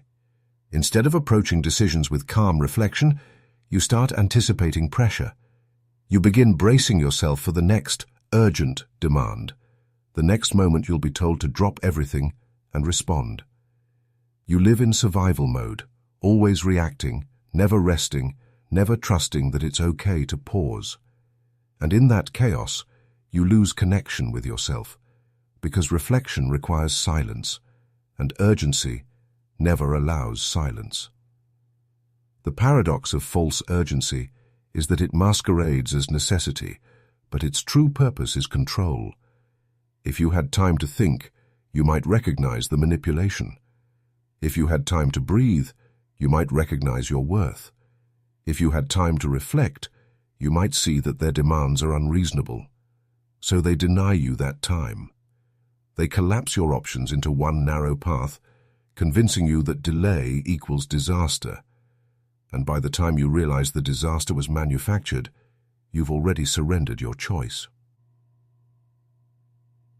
False urgency is also designed to create guilt. If you hesitate, you're accused of not caring enough. If you pause, you're told you're the reason things are falling apart. If you ask for time, you're labeled as indecisive, selfish, or even cruel. The manipulator turns the natural human need for reflection into a crime, until you feel guilty for even wanting to think. And so you rush into decisions that betray your boundaries, your values, your truth, simply because you were told that later was not an option. But here is the truth. Very few things in life require immediate decisions. Real emergencies are rare. Most of what is framed as urgent is not urgent at all. It is simply important to them. And the urgency exists not because of the situation, but because of their desire to control the outcome. A healthy person respects your need for time. A healthy relationship allows space for reflection. A healthy opportunity will still be there when you're ready. Only manipulation insists that the world will collapse if you don't decide this very second. The way out begins with reclaiming your right to pause. The moment you feel rushed, pressured, or boxed in, stop and ask yourself, who benefits from this urgency? If the only person benefiting is the one pressuring you, that's not urgency, it's manipulation. You're allowed to step back. You're allowed to breathe. You're allowed to say, "I'll decide later." Because the truth is, real opportunities do not demand panic. Real love does not demand speed. Real trust does not collapse under reflection. False urgency is powerful because it makes you forget that stillness is an option. But once you remember it, the illusion falls apart. You no longer chase their clock. You no longer measure your worth in split-second reactions. You no longer give in to panic disguised as necessity. Instead, you return to your own timing, your own pace, your own clarity. And when you do, false urgency loses its grip, because its only power was the belief that you had no choice but to rush. And the moment you realize you always had a choice, the countdown ends. Inconsistent affection. Inconsistent affection is one of the most psychologically destabilizing forms of manipulation because it keeps you trapped in a cycle of hope and despair. It is the act of giving love in bursts, overwhelming, intoxicating waves of tenderness, only to suddenly withdraw it without warning. One moment you feel cherished, seen, adored. The next, you feel invisible, unwanted, starved. And because the affection returns just often enough, you cling to it, desperate to feel that warmth again. This push and pull creates not just confusion, but addiction. At its core, inconsistent affection operates like an emotional slot machine. Sometimes you pull the lever and receive love, attention, and validation. Other times you receive nothing but silence and coldness. The unpredictability makes you crave the reward even more. Instead of walking away, you try harder. You give more. You chase the moments of sweetness, telling yourself that if you can just be good enough, if you can just avoid mistakes, the love will return and stay. But it never stays. It arrives like lightning, bright, dazzling, unforgettable, and then disappears, leaving you in the dark. The cruelty of this tactic lies in its ability to condition your nervous system. You begin to live in a constant state of hypervigilance. When affection is present, you feel relief, almost euphoria. When it's absent, you spiral into anxiety, wondering what you did wrong, what you need to fix, how you can earn it back. Your mind begins to tie love with uncertainty. Your body begins to equate safety with instability. And over time, this doesn't just affect your relationship with them, it reshapes your entire relationship with love itself. The paradox of inconsistent affection is that the more it hurts, the more you chase it. If someone treated you with coldness all the time, you would eventually leave. But the sweetnesses, sprinkled in, those intoxicating highs, make the lows feel survivable. You tell yourself, they do love me. I've seen it. I've felt it. And because the good moments shine so brightly, you convince yourself they outweigh the bad, even when the bad is constant and the good is rare. The affection becomes proof of hope, a hope that keeps you bound to a cycle that never changes. This cycle also erodes your sense of self. Instead of asking whether their love is consistent, you begin asking whether you are deserving. You wonder what flaw in you makes the affection come and go. You blame yourself for their withdrawal, believing that if only you were smarter, prettier, calmer, stronger, then maybe the affection would stay. And so you contort yourself into smaller and smaller shapes, twisting into versions of yourself you don't even recognize, all in an attempt to secure love that was designed to remain unstable.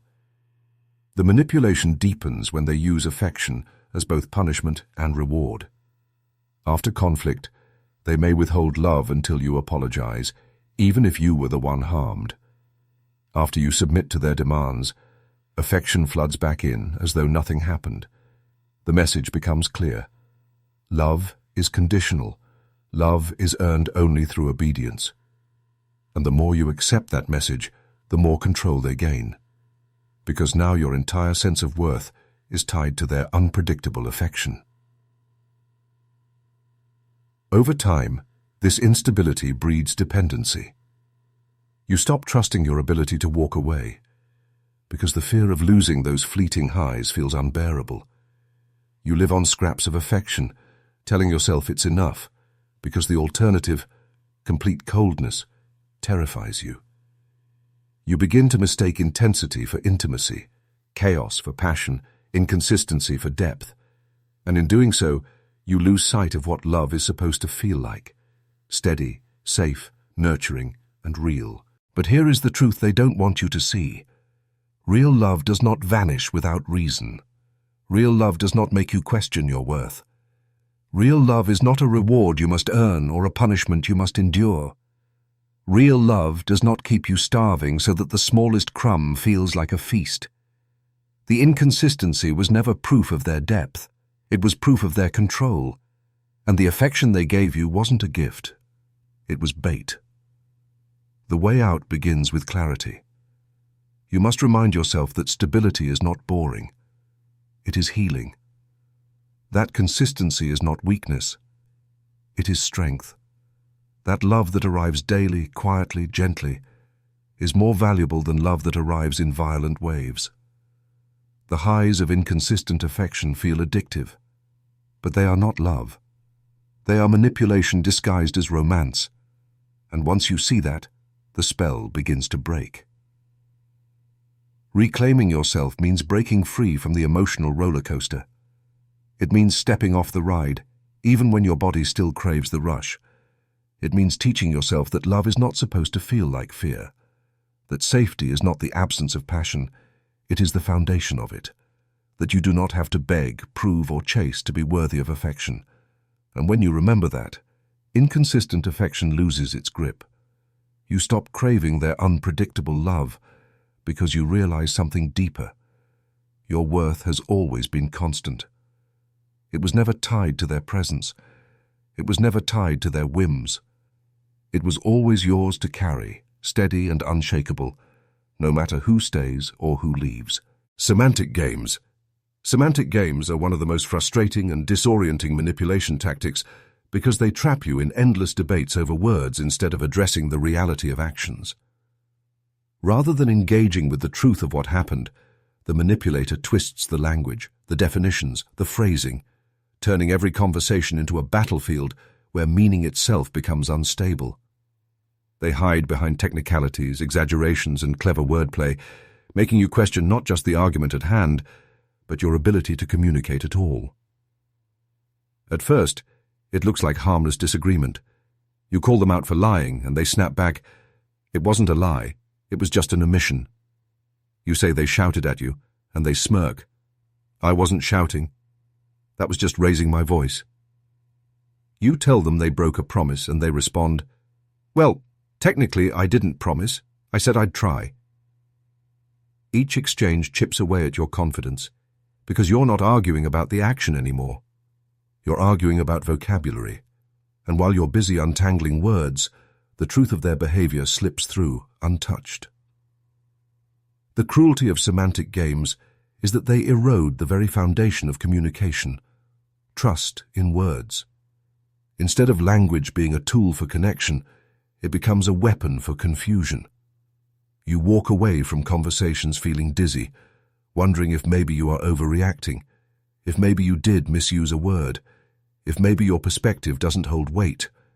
This is exactly the point. By shifting the focus from meaning to semantics, they create an endless loop where you can never pin down accountability. Semantic games often thrive on precision turned against you. The manipulator latches onto the smallest inconsistency in your language, blowing it up until the original issue disappears. If you said they always do something, they'll fixate on that word. Always? Why, yeah. Ely, give me every single example. If you said they never listen, they'll point to the one time they did. So I never listen? What about last week when I heard you out? Suddenly, you're backpedaling, defending your choice of words instead of addressing the pattern of behavior. And the more you clarify, the more they twist. It's like being trapped in quicksand. The harder you fight, the deeper you sink. The paradox of semantic games is that they masquerade as intelligence, as logic, as a commitment to accuracy. But what they really are is evasion. They don't correct your words because they care about truth. They correct them because it keeps the spotlight off their actions. And because the correction feels rational, even pedantic, you find yourself on the defensive, afraid of being imprecise. They turn conversations into courts, and you into a defendant, while they act as judge, jury, and executioner over language itself. Over time, this tactic leaves you exhausted. You stop bringing up issues because you know you'll just get trapped in another endless debate. You stop expressing your feelings because you know they'll dissect the words instead of listening to the message. You begin editing yourself before you speak, second-guessing every phrase, every description, every word choice, because you know they'll pounce on it. And soon, you're no longer communicating at all. You're censoring yourself in fear of semantic warfare.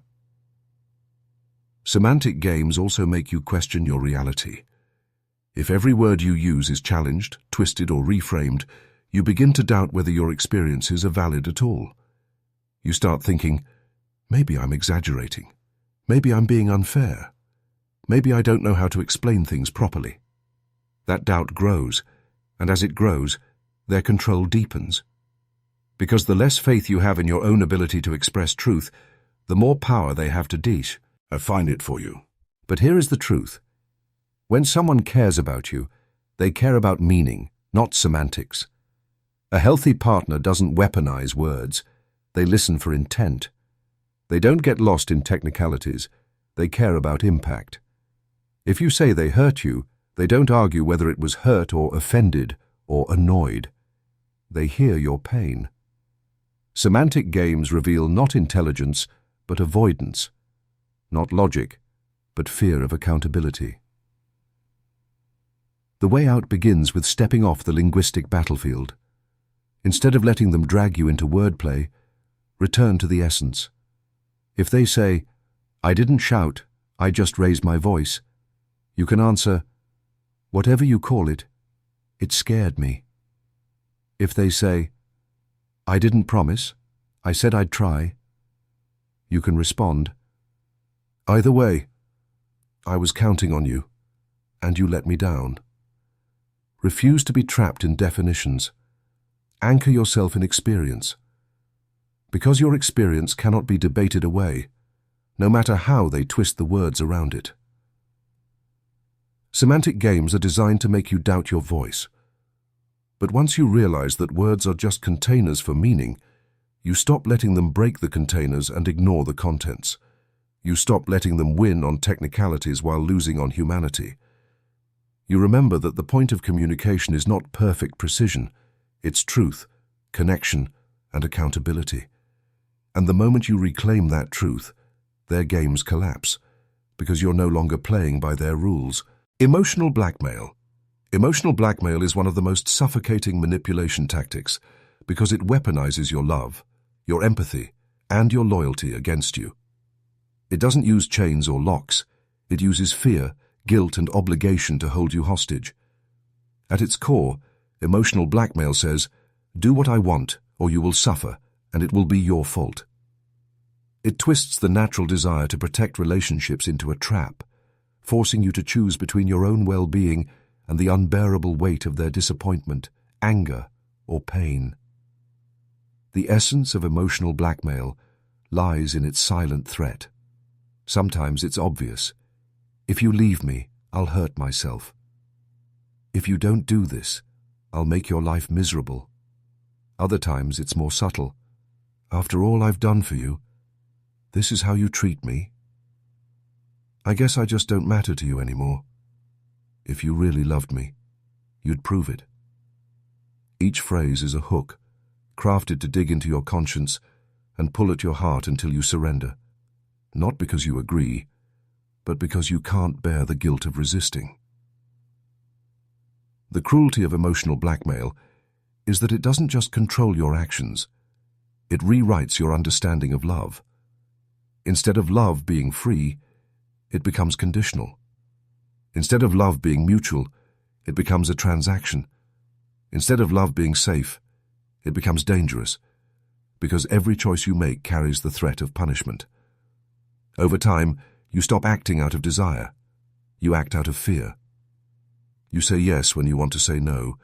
You stay silent when you want to speak. You give in, not because it's right, but because resistance feels unbearable.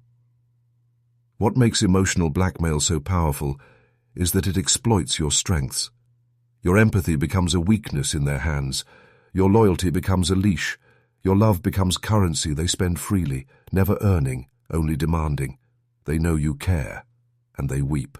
Denies that care, forcing you into choices that betray yourself. And the more you sacrifice, the more they demand, because each sacrifice proves how deeply they can control you. The paradox is devastating. The more you love, the more vulnerable you become, because emotional blackmail turns your own heart against you. You don't want to see them hurt. You don't want to feel like the villain. You don't want to lose the relationship. So you bend. You give in. You surrender pieces of yourself, your boundaries, your desires, your needs, until you are left empty, all in the name of avoiding guilt. And yet, no matter how much you give, it is never enough. The cycle only grows stronger. Over time, this erodes your sense of self. You stop asking, "What do I want?" and instead ask, "What will stop them from being angry, upset, or hurt?" You stop living for yourself and start living to manage their emotions. Your life becomes a constant calculation of how to avoid their disapproval, their punishment, their silent withdrawal. And slowly, you lose touch with your own identity. You forget that your needs matter. You forget that love is supposed to feel free. You forget that guilt is not proof of wrongdoing. Emotional blackmail also distorts your reality by making you responsible for things you cannot control. Their anger becomes your fault. Their sadness becomes your fault. Their destructive choices become your fault. They say, "Look what you made me do." And because you care, you believe it. You take on the burden of their emotions as if you were the cause and the cure. But here is the truth. Their feelings are theirs. Their choices are theirs. Their pain is theirs. You may be a part of their life, but you are not responsible for the storms they create within themselves. The way out of emotional blackmail begins with reclaiming this truth. You are not responsible for managing someone else's emotions at the cost of your own soul. Their threats, their guilt trips, their ultimatums are not reflections of your failure. They are reflections of their control. Real love does not need to threaten, coerce, or manipulate. Real love does not make you choose between yourself and them. Real love does not punish you for setting boundaries. Breaking free means recognizing that guilt is not always a signal that you've done something wrong. Sometimes, guilt is the residue of manipulation. Sometimes, guilt is proof that you are finally choosing yourself in a system designed to make you forget you had a choice. And in those moments, you must remind yourself you are allowed to say no. You are allowed to walk away. You are allowed to protect yourself, even if it disappoints them. Emotional blackmail wants you to believe that without compliance, you will lose everything. But the reality is, compliance makes you lose yourself. And that is the greatest loss of all. Choosing yourself does not make you cruel. It does not make you unloving. It makes you free. And once you step into that freedom, you begin to see that love was never meant to be a cage. Love was never meant to silence you. Love was never meant to hold you hostage. Love was meant to liberate you, to uplift you, to allow you to grow without fear. The moment you realize that, emotional blackmail loses its grip. Their threats no longer terrify you, their guilt no longer binds you, their ultimatums no longer define your choices. Because you see the truth, love that demands your imprisonment is not love at all, and you deserve a love that doesn't punish you for breathing freely. You deserve a love that celebrates it. Hypercriticism. Hypercriticism is one of the most corrosive forms of manipulation because it chips away at you piece by piece until you no longer recognize yourself. It is not the occasional comment, not the rare moment of feedback, but a constant stream of judgment that turns your very existence into a problem to be fixed. Nothing you do is ever enough. Nothing you say is ever right. Every action, every choice, every effort is dissected, analyzed, and found wanting.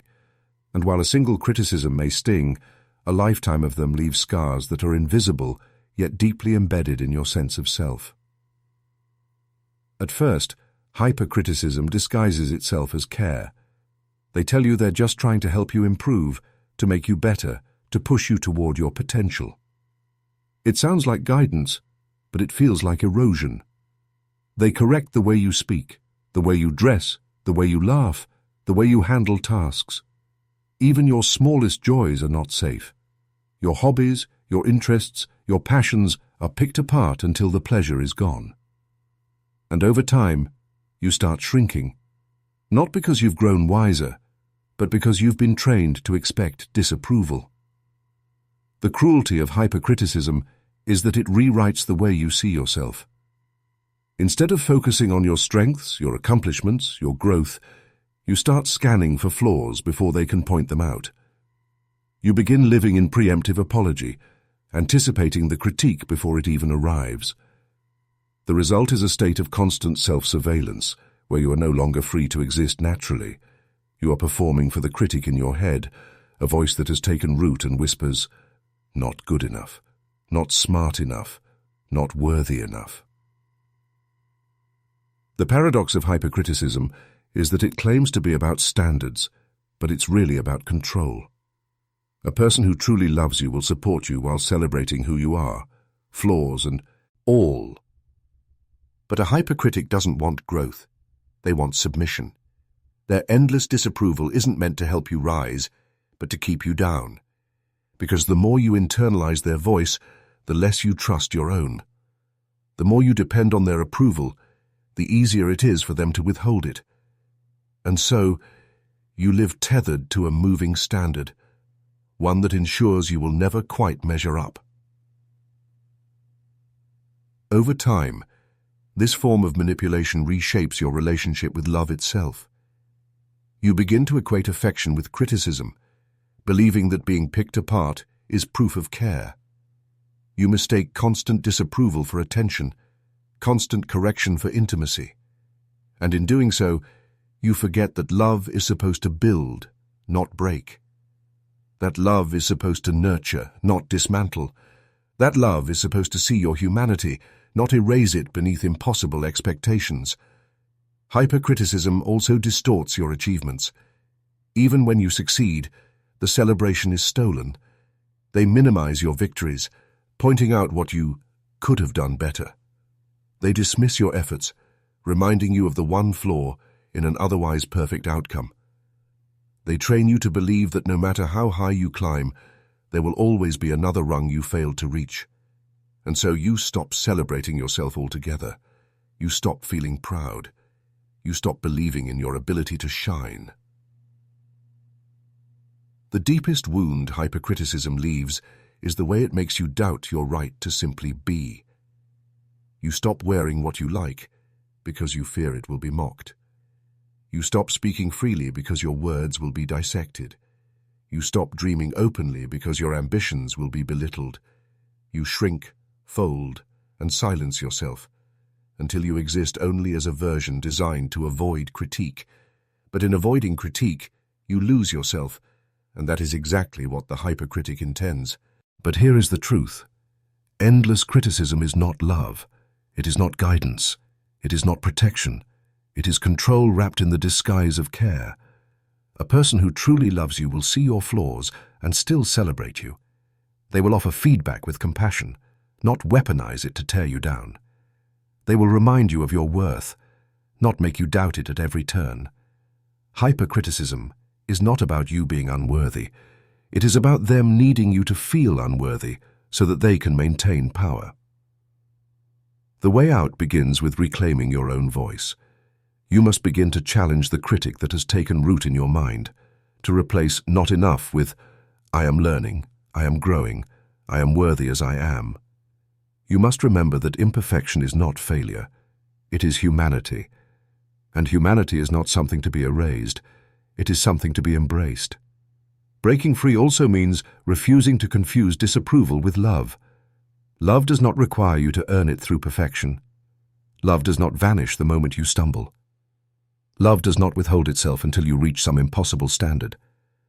Love meets you where you are, celebrates who you are, and supports who you are becoming. Anything less is not love. It is control. Hypercriticism thrives on convincing you that you're always lacking. But once you realize you were never meant to live in a constant state of self-defense, its grip begins to weaken. You begin to take up space again, to laugh without fear, to celebrate without apology, to exist without shrinking. And in that existence, you discover a deeper truth. You were never broken. You were only buried under the weight of someone else's voice. And once you lift that weight, your own voice rises, strong and unshakable, reminding you that you are and always were enough. Victim play. Victim play is one of the most cunning and corrosive forms of manipulation because it disguises control as suffering. It's the tactic of flipping the script, turning themselves into the wounded party so that your anger, your boundaries, your valid pain are eclipsed by their performance of helplessness. Instead of taking accountability, they retreat into the role of the fragile one, the misunderstood one, the one who has been wronged. And because you are empathetic, because you care, you instinctively shift from holding them accountable to comforting them. That shift is their victory. At its core, victim play is a theater of guilt. You confront them about betrayal, dishonesty, neglect, or cruelty, and instead of engaging with your hurt, they pivot into theirs. Suddenly, you're no longer talking about your pain. You're talking about theirs. They sigh heavily. They tear up. They speak about their childhood wounds, their endless bad luck, their unbearable stress. They say, "I guess I'm just the worst person alive." Or, "Everyone always blames me for everything."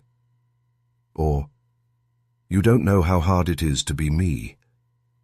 And before you realize it, the spotlight has moved. What began as your moment of truth becomes their moment of sympathy. The cruelty of victim play is that it trains you to doubt your right to feel wronged. Instead of standing in your truth, you start thinking, maybe I'm being too harsh. Maybe they really are suffering. Maybe I should be more understanding. You begin silencing your pain in order to protect theirs until your wounds are minimized, dismissed, or erased entirely. And the more you comfort them, the more they rely on this tactic, because nothing shields them from accountability more effectively than your compassion. Victim play thrives on inversion. The one who hurt you becomes the one you feel guilty for confronting. The one who betrayed you becomes the one you must forgive quickly because they're hurting too. The one who withheld love becomes the one who claims to be unloved. It's a reversal so complete that you forget the original story.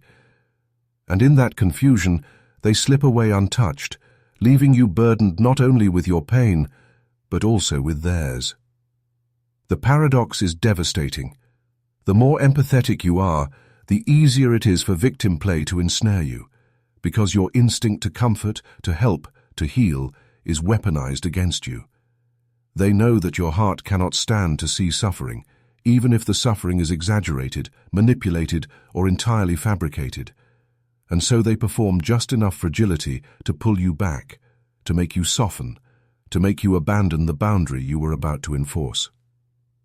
Over time, victim play reshapes the entire dynamic of the relationship. You begin walking on eggshells, not because you fear their anger, but because you fear their collapse. You suppress your needs because you don't want to hurt them further. You endure mistreatment because you tell yourself, they've already been through so much. Who am I to add to their pain? And slowly, you disappear, your voice fading into silence, until your life becomes a performance of caretaking, not a partnership of equality. Victim play also corrupts the meaning of forgiveness. Instead of forgiveness being a free choice, it becomes an obligation. You feel compelled to let go of your pain quickly because they seem so broken, so lost, so wounded. But this forgiveness is not healing, it is submission. It is the silencing of your hurt in order to preserve their narrative. And because you forgive without resolution, the cycle repeats. They harm, they collapse into victimhood, you forgive, and the pattern continues unchecked. But here is the truth. Everyone has wounds, but wounds are not an excuse to wound others. Everyone has a past, but a past is not a license to perpetuate harm. Everyone has pain, but pain does not cancel accountability. True victimhood seeks healing. Victim play seeks control. True vulnerability opens the door to connection. Victim play closes the door on responsibility. The way out begins with clarity. You must separate empathy from obligation. You can acknowledge their suffering without abandoning your own. You can hold space for their pain while still holding them accountable for the pain they caused. You can say, I hear you, but this does not erase what you did. That distinction is the key to breaking the cycle, because once you refuse to let their victimhood overshadow your truth, the manipulation loses its grip. Victim play wants you to believe that compassion and accountability cannot coexist. But the reality is, the most compassionate thing you can do is refuse to let someone escape responsibility, because accountability is the path to growth, and sparing them from it only deepens the cycle for both of you. By reclaiming your right to stand in your truth, you not only protect yourself, you also refuse to enable their endless performance. The moment you see through the script, the theater collapses. Their tears no longer erase your boundaries. Their sighs no longer rewrite your story. Their fragility no longer dictates your silence. Because you remember the truth, your pain matters too, and love Real love does not require you to disappear into someone else's performance of suffering. Real love makes room for both stories, both wounds, both truths. Anything less is not love. It is manipulation wearing the mask of helplessness. Time distortion.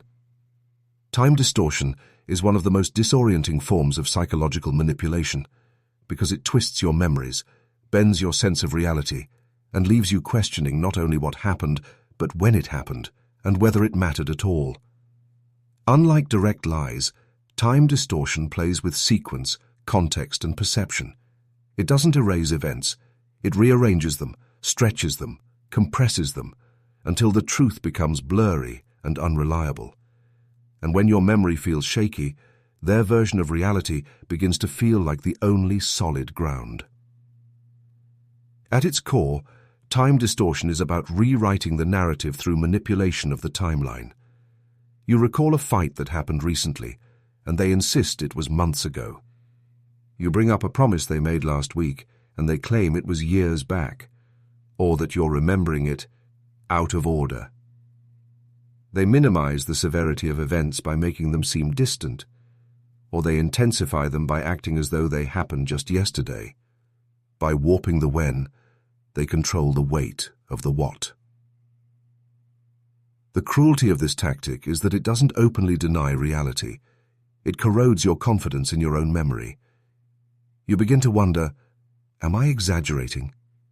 Did that happen the way I think it did? Am I remembering wrong? Once you question your timeline, you start to doubt the entire story. And in that uncertainty, they step in with their version. Polished, rehearsed, and convenient. And because you no longer trust yourself, you begin to rely on their memory over your own. Over time, this tactic erodes your relationship with your past. Important moments blur together. Patterns of mistreatment lose their clarity because you can no longer place them in sequence. One broken promise becomes a long time ago, while one small kindness is remembered as though it were yesterday. They highlight the good as recent and push the all bad into the distant fog, and in that fog, accountability is lost. The paradox of time distortion is that it makes you feel both forgetful and guilty. Forgetful because you start to lose grip on what happened and when. Guilty because when they tell you you're misremembering, you believe them. You start apologizing for your faulty memory, for your exaggerations, for your unfairness. The truth is that your memory isn't failing. You're being systematically trained to mistrust it. They are planting cracks in your certainty until the only structure standing is theirs. This form of manipulation also traps you in cycles of repetition, because when the timeline is blurred, every offense feels like an isolated incident rather than part of a larger pattern. You think, maybe that was just once. Maybe it wasn't as recent as I thought. Maybe I'm holding on to things too long. But when you step back, you realize it wasn't once. It wasn't far in the past. It was continuous. The distortion was never about clarity. It was about hiding repetition. Time distortion often pairs with gaslighting. Where gaslighting denies reality outright, time distortion bends it subtly. It doesn't say, that never happened. It says, that was so long ago. Why are you still bringing it up? Or, you're confusing the timeline. You're blending things together. This is more insidious, because it makes you feel like the unreasonable one, not for remembering wrongly, but for remembering at all. The problem becomes your persistence, your inability to let things go, rather than their consistent behavior. The most dangerous consequence of time distortion is the erosion of trust in yourself. When you can no longer rely on your memory, you lose your anchor. Without an anchor, you drift, and in that drift, their narrative feels like the only compass. And once they become the keeper of the past, they also become the shaper of the present and the controller of the future. But here is the truth. Your memory is not as fragile as they want you to believe. The details may blur, the dates may shift, but your body remembers the impact. You may not recall the exact day of a betrayal, but you remember the heaviness in your chest. You may not recall the precise words spoken, but you remember the sting of their meaning. You may not recall the sequence perfectly, but you know the pattern when you feel it. Your emotions are evidence that no manipulation can fully erase. The way out begins with reclaiming your timeline. Document what happens, write it down, keep records, note the dates. Not for obsession, but for clarity. Because when you return to your own words, your own records, you reclaim trust in yourself. And even without notes, you can anchor yourself in the undeniable truth of impact. You can say, maybe I don't remember the exact day, but I remember how it made me feel, and that is valid. Time distortion wants you to believe that blurred memory equals false memory. But blurred memory is still real. It simply lacks precision, not truth. Your lived experience does not need to be time-stamped to be valid. Your pain does not need to be neatly catalogued to be real. Your truth exists even when the timeline is messy, because the pattern reveals itself in the repetition, in the weight, in the undeniable consistency of harm. The moment you stop needing to prove exact timelines to validate your pain, the distortion loses its grip. You stop getting lost in their debates over when and re. Turn to the heart of the matter. What happened, how it felt, and what it means for you now. Because no amount of manipulation can erase the truth of your lived experience. And once you reclaim that truth, time distortion collapses into what it always was. Not a failure of memory, but a tactic of control. Isolation by confusion. Isolation by confusion is one of the most silent yet devastating tactics of manipulation because it doesn't lock you away physically. It isolates you mentally. It doesn't build walls around you.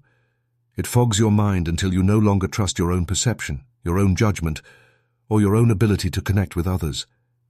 It separates you not by distance, but by distortion, leaving you surrounded by people, yet profoundly alone inside your own reality.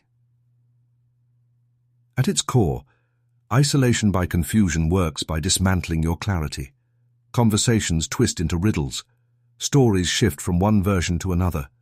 Rules change without warning. Boundaries blur until you can't tell if you're overreacting or being mistreated. You try to stand on solid ground, but every time you plant your foot, the surface shifts. And in that constant instability, you become exhausted, disoriented, and vulnerable to control. The cruelty of this tactic lies in its subtlety. Instead of outright forbidding you from speaking to others, it makes you so uncertain that you withdraw yourself. You fear you'll be misunderstood, so you stop explaining. You worry you'll sound crazy, so you stop sharing. You second-guess your own stories, so you silence them altogether. And slowly, your voice fades. Not because you've been gagged, but because you've been convinced that your words carry no weight. Isolation by confusion often begins with contradictions. They'll tell you one thing today and the opposite tomorrow, then blame you for not keeping track. They'll praise you in one breath and criticize you in the next, leaving you unsure of where you stand. They'll claim to value honesty, then punish you for telling the truth.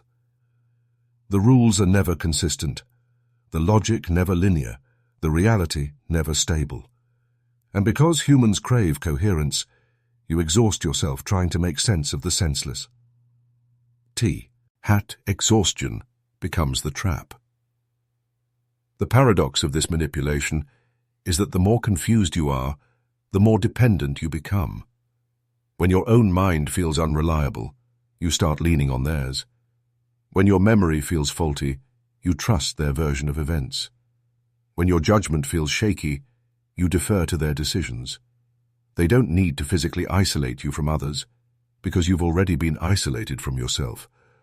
And once you're cut off from your own inner compass, they become the only compass you have left. This confusion doesn't just affect your perception of them, it spreads into every part of your life. You begin to doubt your ability to make choices at work, to maintain friendships, to pursue dreams. You fear your memory, your instincts, your emotions. And because you appear uncertain, others may pull away too. Friends and family may not understand why you're so hesitant, so unclear, so withdrawn. And without realizing it, you drift further into isolation, not just from yourself, but from everyone around you. Over time, this tactic can make you feel like a ghost in your own life. You're present, but disconnected. You're functioning, but not fully living. You go through the motions, yet inside you're trapped in a fog where nothing feels certain, nothing feels solid, nothing feels safe. And in that fog, the manipulator thrives, because clarity would mean freedom, but confusion means control. But here is the truth. Confusion is not proof of weakness, it is evidence of interference. You were not born unable to trust your instincts. You were not born second-guessing every word, every memory, every feeling.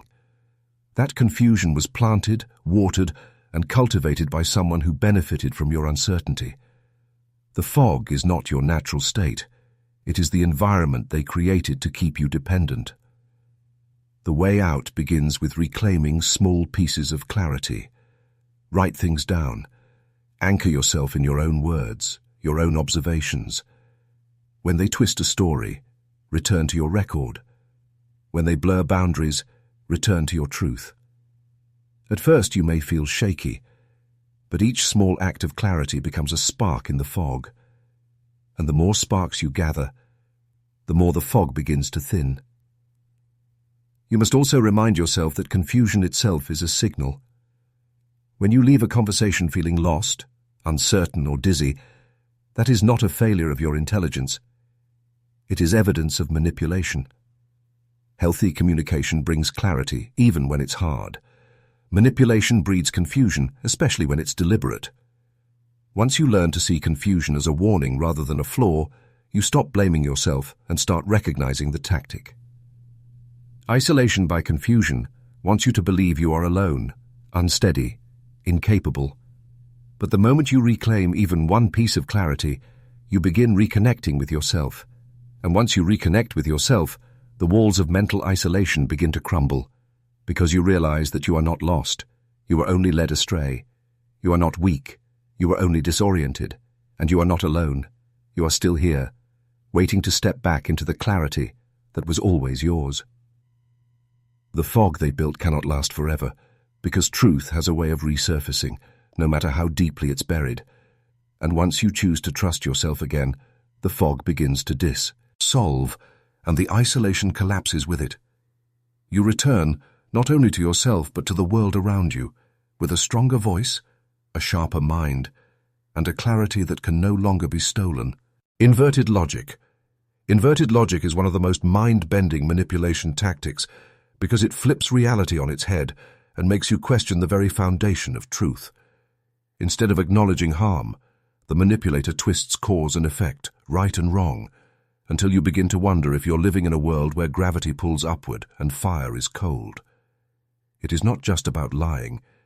It is about inverting reason itself, making the absurd sound rational and the rational sound absurd. At its core, inverted logic works by reframing accountability into accusation. You confront them about their betrayal, and suddenly you're the untrustworthy one. You call out their cruelty, and they argue that you're the real abuser for daring to bring it up. You set a boundary, and they claim you're selfish or toxic for protecting yourself. It is a mirror held upside down, reflecting not the truth of their actions, but a distorted version where you are always the villain, and they are always the victim. The cruelty of inverted logic lies in its ability to wear down your sense of reason. You know, deep down, that what you experienced was real. You know the betrayal happened, the words were spoken, the harm was inflicted. But when those realities are constantly turned against you, when logic itself is flipped every time you try to stand on it, doubt begins to creep in. You start wondering, am I the unreasonable one? Am I missing something? Am I truly at fault? And in that moment of doubt, their false narrative slides in like a replacement spine. Over time, inverted logic doesn't just distort your arguments, it corrodes your confidence in thinking itself. You stop trusting your ability to reason because every conclusion you reach is challenged and reversed. You stop speaking your truth because you know it will be turned inside out. You stop defending yourself because no matter how steeped, Wrong your evidence, they will twist it into proof against you. And so you fall silent. Not because you lack truth, but because truth has been made unrecognizable in their hands. The paradox of inverted logic is that it pretends to be reasonable. They don't shout irrationalities outright. They weave them into structures that sound coherent on the surface. They pick apart your statements, highlight inconsistencies, play word games, and build castles of argument out of sand. And because you value fairness, you try to engage, you try to explain, you try to prove. But the moment you step into the arena, you've already lost, because the rules are inverted, the outcome predetermined, and the goal never truth, only domination. Inverted logic thrives on reversal. If you express hurt, they call you oversensitive. If you set boundaries, they call you controlling. If you catch them lying, they accuse you of paranoia. Every truth you bring forward is flipped until it becomes its opposite. The more you resist, the more they insist. And slowly you begin to internalize their inversions, not because they are true, but because repetition has power. When reality is flipped long enough, your mind begins to tilt with it. This tactic is particularly dangerous because it isolates you. Try explaining inverted logic to others, and you risk sounding incoherent yourself. They hurt me, but then they said I was abusive for saying they hurt me. To someone on the outside, it sounds tangled. To someone on the inside, it feels like madness. And in that isolation, the manipulator gains more power, because now the only person who seems to understand the rules of this upside-down world is them. But here is the truth. Reason itself does not invert. Reality does not flip because someone insists it has. Logic is not a weapon to be twisted. It is a compass that always points toward coherence. What inverted logic reveals is not your faultiness, but their desperation. They cannot face truth, so they must flip it. They cannot own their actions, so they must project them. They cannot stand accountability, so they must distort reality until accountability points elsewhere. The way out begins with refusing to wrestle in their arena. You cannot win by proving your logic against inverted logic, because the rules are designed for you to fail. Instead, you step outside the game. You say, I will not debate the reality of my experience. I know what I saw, what I heard, what I felt. You anchor yourself not in their words, but in your clarity. Because the moment you stop defending truth against inversion, you reclaim its power. You must also remind yourself that inversion is not sophistication. It is evasion. It is not intelligence. It is avoidance. A person who truly values logic will seek understanding, not domination. They will listen to your perspective, not flip it to silence you. They will allow truth to stand, even if it exposes their flaws. Inverted logic, by contrast, is a fragile house of cards, impressive in its performance, but collapsed the moment you refuse to play along. The manipulator wants you to believe that reality bends to their framing, but reality does not bend so easily. Truth persists beneath distortion. Logic remains sound beneath inversion. And deep within you, beneath the fog of their reversals, your inner compass is still pointing true. The moment you stop letting them flip your compass upside down, you begin to see the path out. And here is the ultimate truth. The power of inverted logic only lasts as long as you accept the frame. The moment you step out of their distorted mirror, the world comes back into focus. You realize you were never the villain they painted, never the fool they implied, never the fragile mind they insisted. You were always the one grounded in truth. They were the one afraid of it. And once you see that, their upside-down world collapses, leaving you standing upright in the clarity that was yours all along. Invisible standards. Invisible standards are one of the most exhausting and soul-crushing manipulation tactics because they demand that you meet expectations that are never clearly defined, never openly communicated, and always shifting beyond your reach. It is the experience of running a race without a finish line, climbing a ladder that stretches endlessly into the clouds, or chasing approval that was never meant to be given. The rules are hidden, the benchmarks are unclear, and the message is always the same. No matter what you do, it isn't enough. At its core, invisible standards are about control through ambiguity. A manipulator will criticize you for not meeting expectations, but when you ask what those expectations are, they give you nothing solid. If you guess and adjust, the rules change again. If you succeed in one area, they raise the bar in another. They keep the target moving because the goal was never for you to succeed. It was for you to remain trapped in perpetual striving, forever questioning yourself, forever dependent on their approval.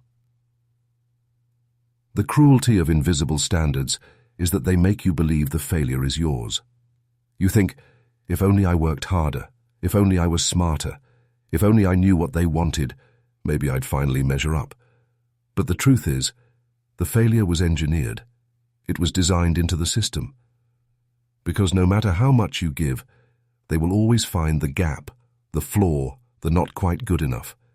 They build a maze with no exit, then convince you that you're lost because you're weak, not because the maze was built to trap you. Over time, invisible standards rewire your relationship with effort. Instead of working toward goals that fulfill you, you work to avoid criticism. Instead of pursuing growth for yourself, you pursue it to survive their judgment. Your victories stop feeling like victories because each one is immediate, greatly diminished. You earn their approval for a moment, only to have it snatched away with the next hidden rule. And slowly your energy is drained, not by the effort itself, but by the futility of never being allowed to rest, to celebrate, to arrive. The paradox of invisible standards is that they often hide behind the illusion of motivation. They'll say, I only push you because I believe in you. I want you to reach your potential. But what they're really saying is, I will never let you feel enough. Motivation builds. It lifts you toward higher ground. Invisible standards deplete. They keep you digging, searching, scrambling in the dirt, believing you're climbing while you're only being buried. This tactic is devastating because it attacks not just your actions, but your identity. You stop seeing yourself as someone capable of success, because success is never recognized. You internalize the belief that you are perpetually lacking, perpetually flawed, perpetually behind. Even when you achieve something extraordinary, a voice inside whispers, but it wasn't the right thing. It wasn't enough. It didn't meet the standard. And that voice becomes the echo of the manipulator, living rent-free inside your mind. Invisible standards also create isolation. Try explaining to someone else what you're experiencing, and it sounds vague. I just feel like I can't ever do enough. Because the rules aren't written down, because the expectations aren't explicit, it's hard to make others see the trap. And so you suffer in silence, carrying the invisible weight of invisible demands, while appearing from the outside as though you're simply driven, hard-working, or perfectionistic. But inside, you know the truth. You're not being driven. You are being drained. But here is the truth. Standards that cannot be defined cannot be valid. If someone cannot tell you what enough looks like, their demand for more is not guidance. It is control. If the bar is always moving, it was never meant to be reached. And if your sense of worth is tied to chasing approval that never comes, you are not in a relationship. You are in a system of endless extraction. The way out begins with refusing to play a game without rules. You can start by asking the forbidden question, what exactly do you want from me? And when the answer shifts, you recognize it for what it is, a manipulation, not a standard. You remind yourself that worth is not proven by meeting invisible demands, but by living in alignment with your own values, your own goals, your own truth. You must also reclaim the right to define your own finish lines. Set goals that come from within, not from someone else's elusive expectations. Celebrate victories, even if no one else recognizes them. Define enoughness for yourself, so that no manipulator can dangle it like bait just out of reach. Because the moment you stop chasing their invisible standards, you begin walking toward your visible truth. Invisible standards thrive on convincing you that you are perpetually lacking. But once you realize the standard was never meant to be met, their power dissolves. You see that the problem was never you, it was the system. And the moment you stop playing by their hidden rules, you step into freedom. Because life is not meant to be an endless race with no finish line. It is meant to be lived, celebrated, embraced, and you are already enough, not because you met their standard, but because you exist outside of it. Information withholding. Information withholding is one of the most subtle yet paralyzing forms of psychological control, because it starves you of clarity while keeping you hungry for answers. It's not about what is said. It's about what is deliberately unsaid. It's about silences, omissions, and half-truths that leave you piecing together fragments of a story, only to realize that the pieces were never meant to form a whole. This tactic doesn't scream, it whispers, or worse, it says nothing at all. And in that silence, confusion grows like vines around your mind. At its core, information withholding is about power. Knowledge is power. And when someone controls what you know, they control what you can decide. If you don't have all the facts, you can't form a clear perspective. If you're missing context, you can't defend yourself. If you're kept in the dark, you are forced to rely on them for light. And they decide when, or if, that light is given. They drip-feed information, controlling the flow so that you are never quite certain, never quite confident, never quite free. The cruelty of this tactic lies in its invisibility. Silence cannot be pointed at like a lie. An omission cannot always be proven like deception. You feel something is missing, but you cannot hold it in your hands. You sense there are gaps, but when you ask, you are met with vague answers, deflection, or accusations of being too paranoid. And because you cannot prove the absence, you begin to doubt yourself instead. You begin to wonder if the problem is not their withholding, but your suspicion. Over time, information withholding corrodes your trust, not only in them, but in yourself. You start second-guessing your instincts. You feel guilty for asking questions, ashamed for wanting clarity, embarrassed for not just trusting. And because the missing information is invisible, you turn the blame inward, thinking, maybe I am overthinking. Maybe I am too demanding. Maybe I don't deserve the whole truth. And in that self-blame, they tighten the silence even further. The paradox of this tactic is that it doesn't just keep you in the dark, it makes you chase the light. You lean forward, desperate for crumbs of clarity. You wait for explanations, cling to half-answers, dissect every word, every gesture, hoping to find meaning. Your energy shifts from living freely to constantly analyzing. And because you are so busy searching for what is missing, you don't notice how much of yourself you are losing. Information withholding also creates dependence. Because if they are the gatekeepers of knowledge, you have no choice but to rely on them for the truth. They can shape your reality by deciding what you know and when you know it. They can frame situations to their advantage because you never see the full picture. They can make you feel irrational because your confusion is not an accident. It is the result of their silence. This tactic also warps communication.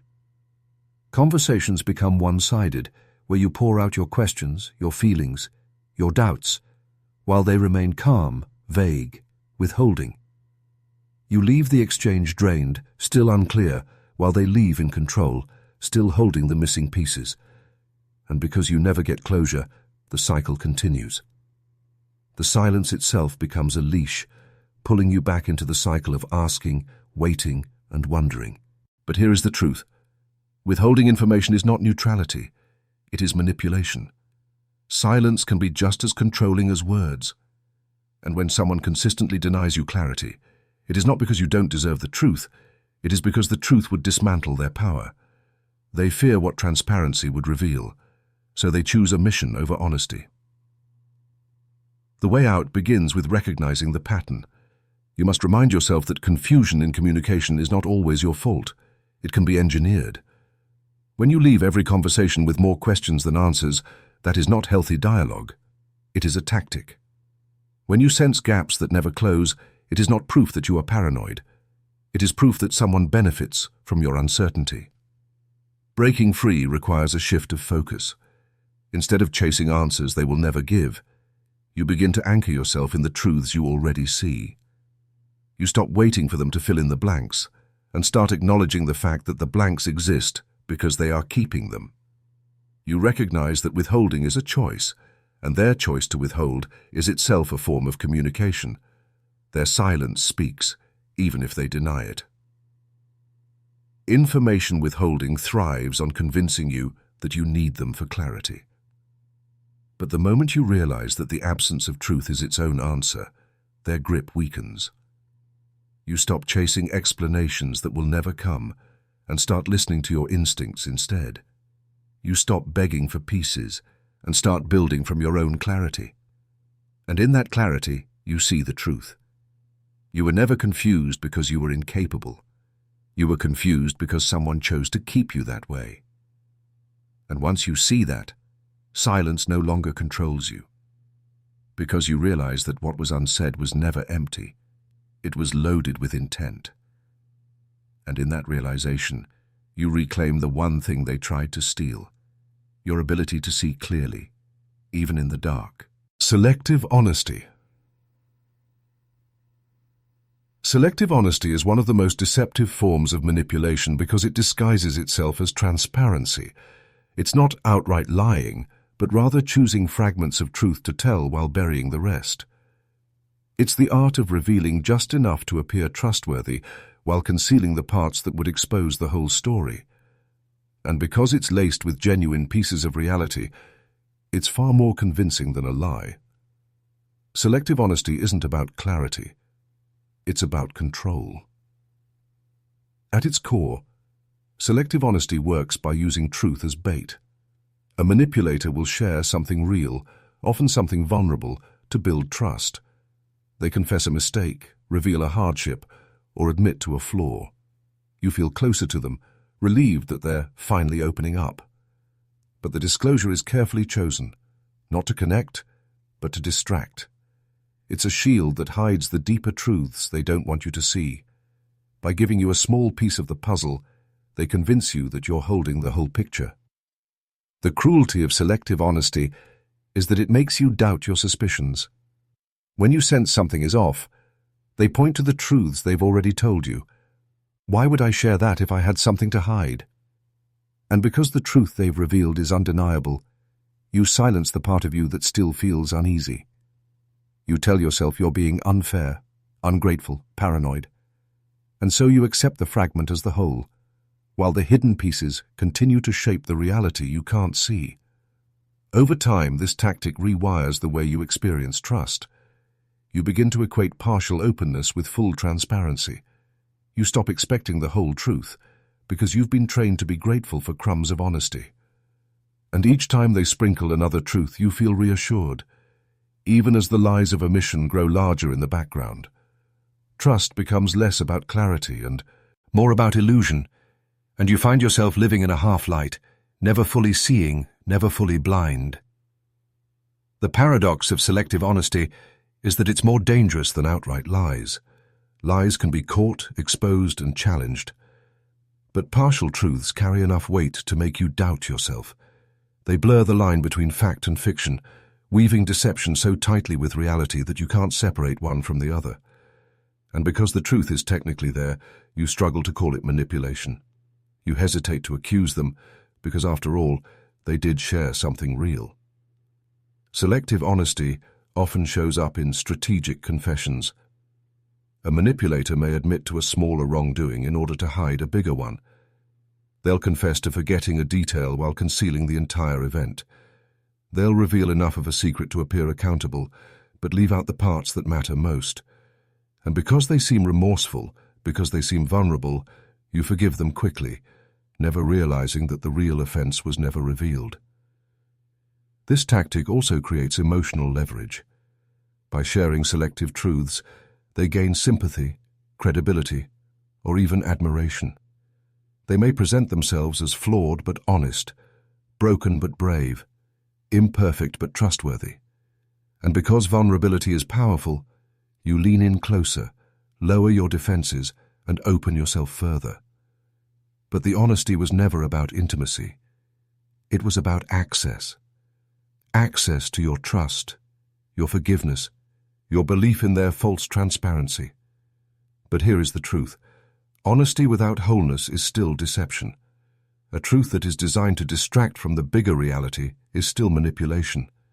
And when someone consistently chooses what to share in order to protect themselves while leaving you in the dark, that is not vulnerability. It is strategy. The way out begins with questioning the gaps, not just the disclosures. When someone shares a piece of truth, ask yourself, what is missing here? What is being left unsaid? True honesty doesn't fear the whole picture. It welcomes it. Selective honesty, on the other hand, trembles at the thought of full exposure. The presence of truth is not proof of transparency. It must be measured against the absence of what remains hidden. You must also remind yourself that you are not paranoid for sensing incompleteness. Your intuition recognizes gaps, silences, inconsistencies. Just because a fragment is real doesn't mean the story is whole. Trust should not feel like solving a riddle, constantly piecing together clues while hoping you guessed correctly. Trust should feel clear, steady, and whole. Selective honesty thrives on convincing you that partial truth is generosity. But once you recognize it as a tactic, the illusion fades. You stop being grateful for crumbs and start demanding the loaf.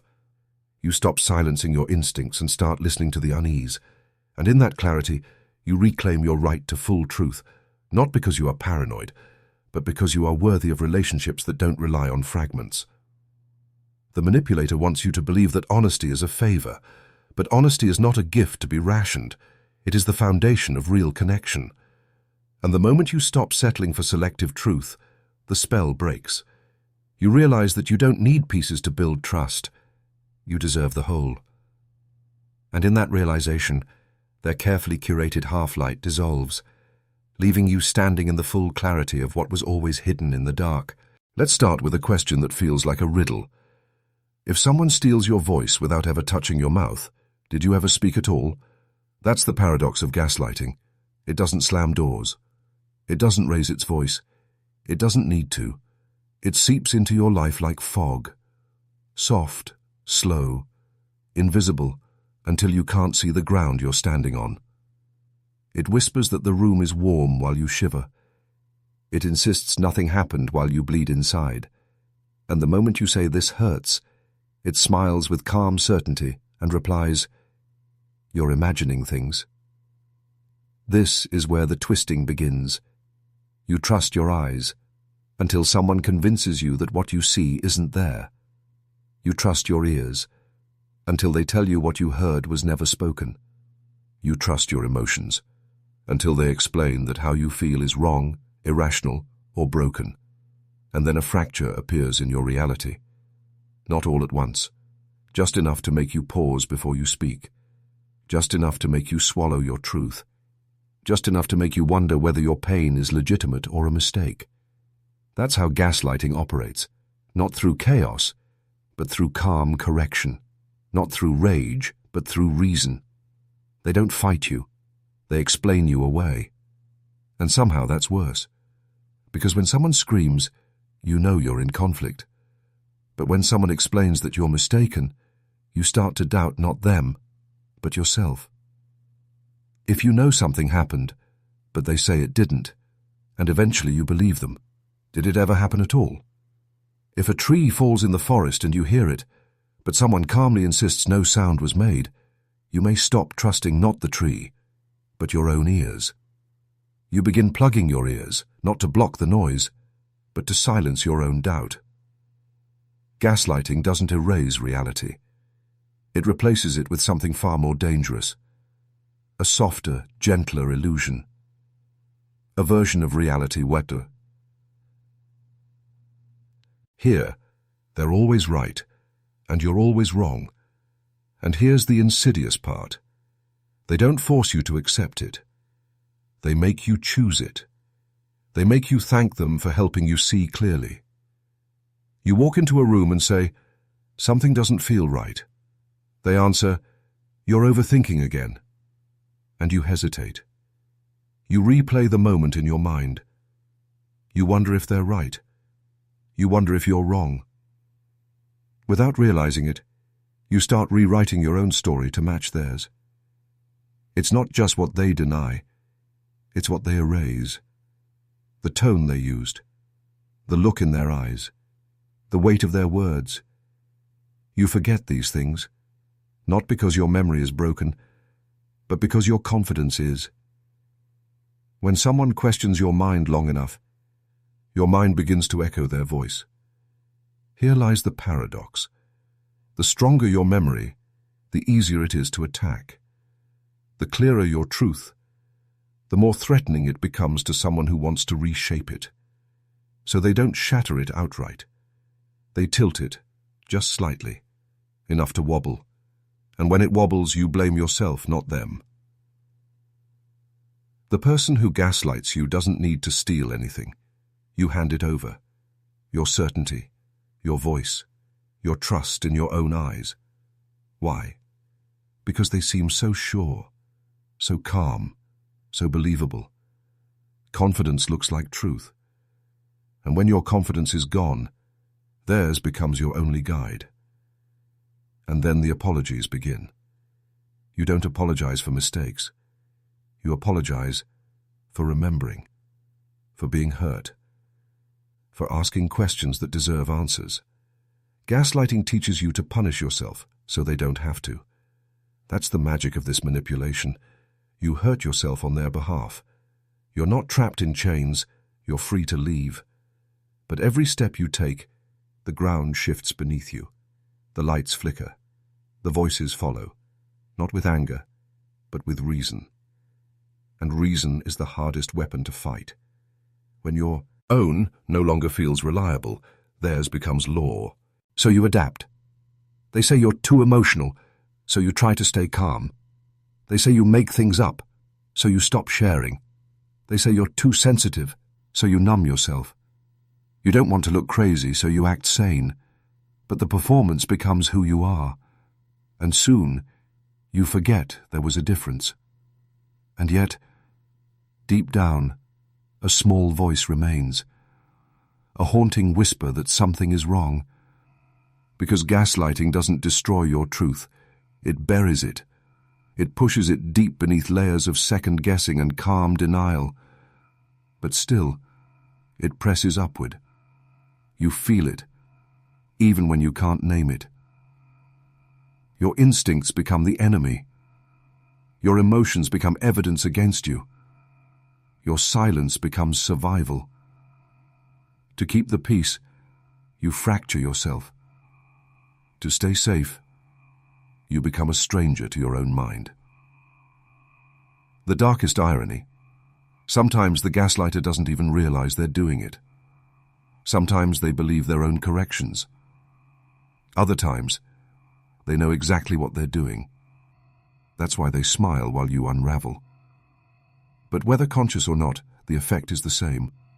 Control. Not through chains, but through concern. Not through hatred, but through love. Not through force, but through the slow erosion of your certainty. You could leave. You could speak up. But that inner voice, once a roar, has become a whisper. What if they're right? What if I'm wrong? What if I made it all up? And so you stay. You shrink. You live in a world where pain is real, but forbidden. Where events happen, but must be denied. Where you feel everything, but express nothing. And every day, you lose another piece of yourself, but in a way that feels like growth. Gaslighting makes you believe your silence is maturity. Your numbness is strength. Your brokenness is wisdom. It teaches you to admire the very cage that's keeping you small. You look in the mirror and recognize your face, but the eyes stare. Ring back no longer carry questions, they carry rehearsed answers. The script isn't yours anymore. The story belongs to them. This is the endgame of gaslighting. You forget the truth. Not because it wasn't real, not because you were wrong, but because someone convinced you that your truth was too loud, too soft, too emotional, too wrong to be believed. And the tragedy is that now, even you no longer believe it.